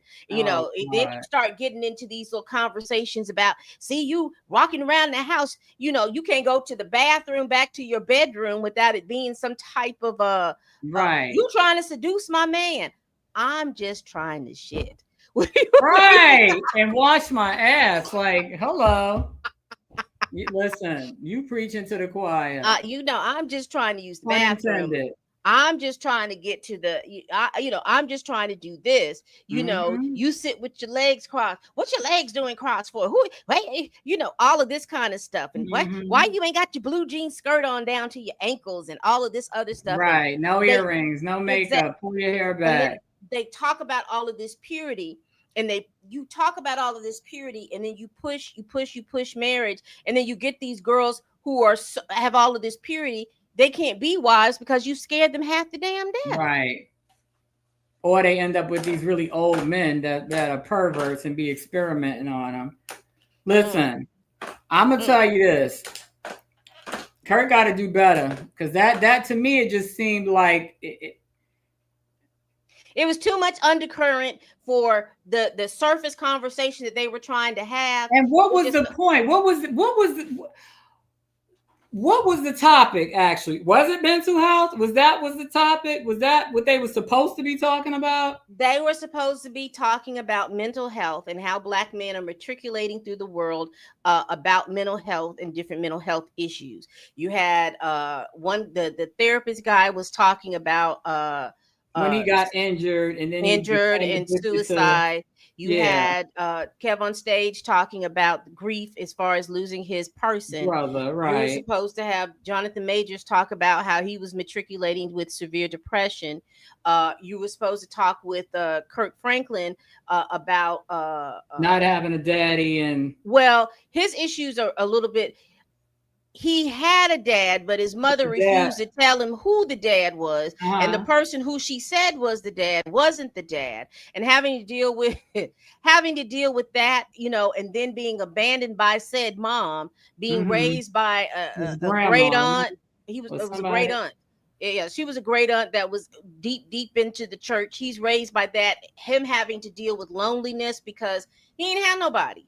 He was raised. He a midget, and he said something about if the only time he got attention was when he played the piano. And so that's why I was saying that he seems like he's deconstructed, but he still works and does the stuff. I'm not saying that he doesn't have faith, but it just seems like he's done all that. That's why you see him. He doesn't care if he's gonna be pussy popping for the Lord. dick popping for the Lord.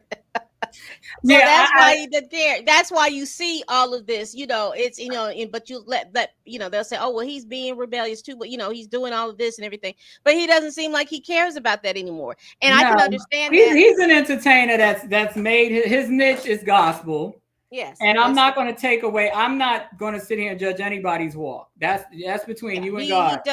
He's not the gospel singer. Well, he's not. He doesn't really sing. He's just like a choir director. He's the hype man. Yeah, he'll sing occasionally, but he's more the hype man and the dick popper.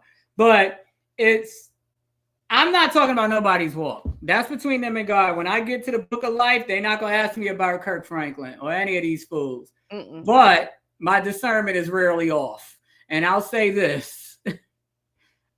I think whatever he does for his career, because I don't really follow him much anymore either, gospel and God is a means to his end. Exactly. Let me I'm gonna put it to you in the other respect. I think the same way about Kim Burrell. I don't think. Oh yeah, she's terrible though. She's a terrible. Yeah, I think the person. same way. I think she's a woman that can sing, and she has sung in gospel music, and that is where she makes her bread and butter. But she's not walking the walk. Basically. Yeah, I that's the way. That's just the way. That's the way. There's some people who do it for professional, and then some people do it because they are having a legitimate walk. And I mean, it is what it is. And unless, like I said, until Christians take their name back and start doing what they need to do, and stop allowing other people to use their name and say what they believe it is instead of exactly what it is. I call it a la carte Christianity. Girl. You know, where you just pick and choose the parts that look and sound good, and then depending on where you are right now, that's the version of God that you talk about. Yeah, you know what I mean. We all know that God is the same always. There's no God for your infidelity. There's no God for your being a side chick. There's no God for you. You know what I'm saying? You don't get a separate God for each stage of your life. It's going to be the same God. Now, whether you choose take accountability for what you're doing, for what you're doing, and know that what you're doing is wrong, and that you're going to eventually reap what you have sown, regardless of how much you say God.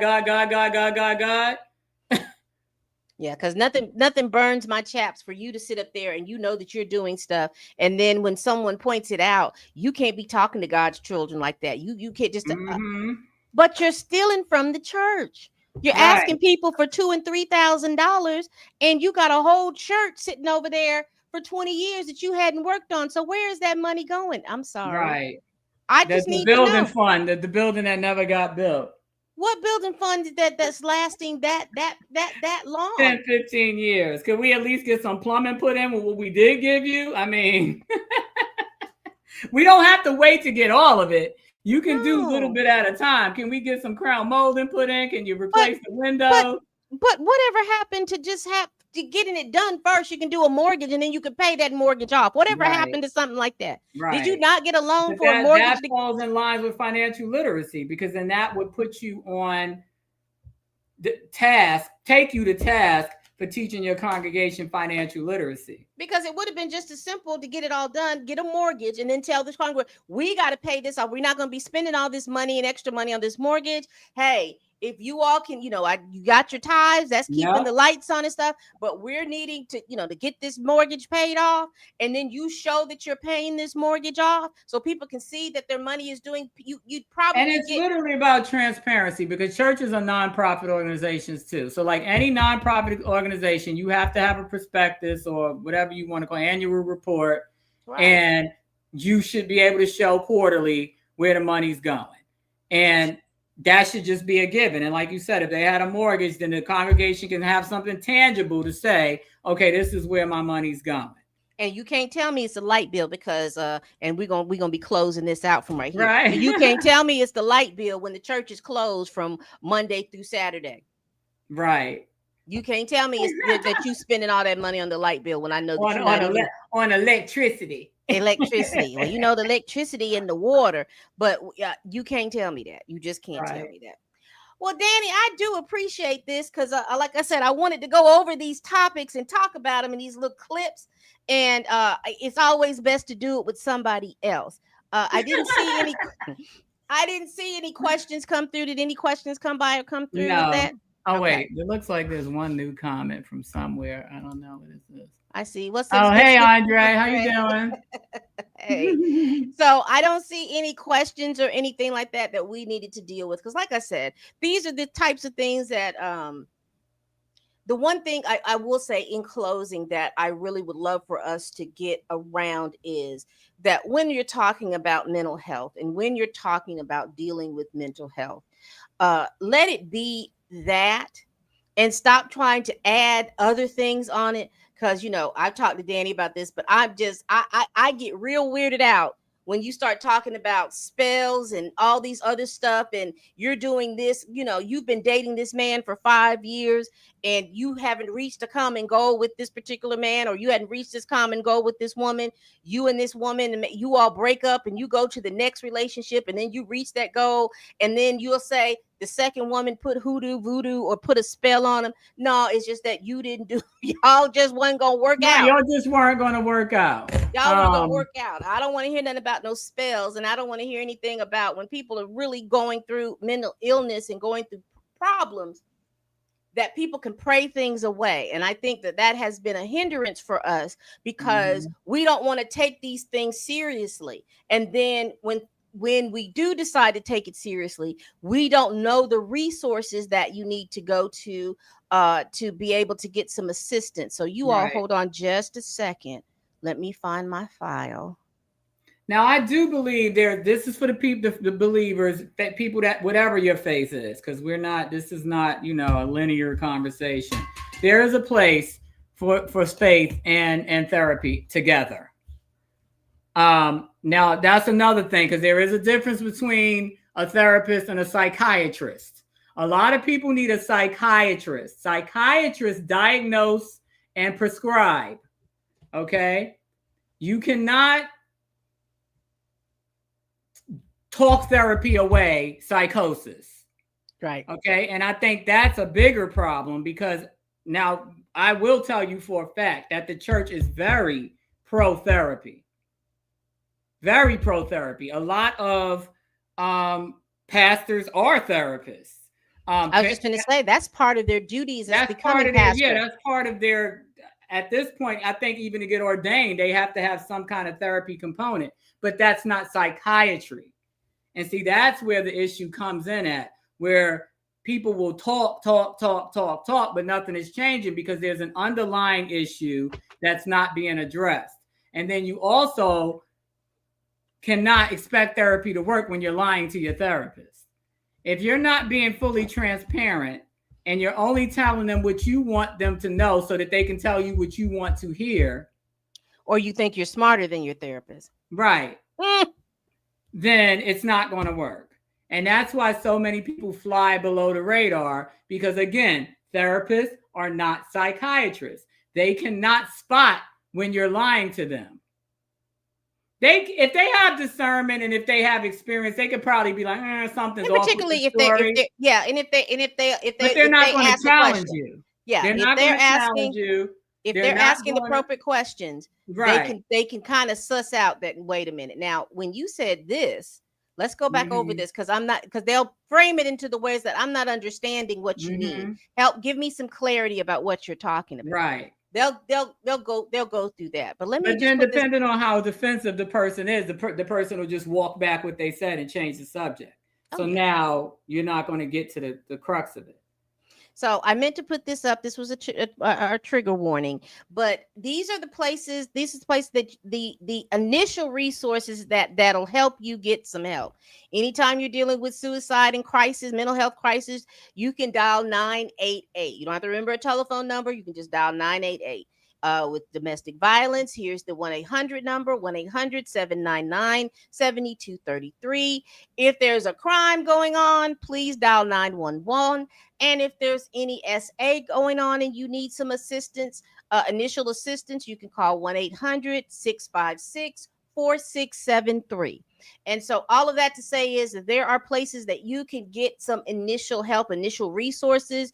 And my hope and my prayer is that if you've got somebody that has mental health issues, that you will go through one of these numbers first before you call 911. Now, if there's a crime going on, if someone is being assaulted, if somebody's going through those things like that, absolutely. If they're dangerous. If they're dangerous, yeah, make sure you call, honey. But if anything like that, before that process happens, please get like she said, there's a difference between being a counselor and a therapist and a psychiatrist. Psychiatrists are actual medical doctors. Therapists, they can have a PhD, but they're not medical doctors. And they can the psychiatrists can treat, give medications and all kinds of stuff like that. A psychologist can recommend that to a psychiatrist. So it's just best for you to get the best help that you can. You can't depend on your family members to just sit there and to listen to all the stuff that you have. That's not fair to them, because as soon as they don't listen, as soon as they don't operate the way you believe that they operate, then you cussing them out and calling them all. And then the thing with that too is for lack of a better way to put it, you don't shit where you eat. And that's where I had a problem with what Gucci Mane's wife said. You cannot get therapy from or be healed from someone that knows your triggers and your weaknesses. Mm-hmm.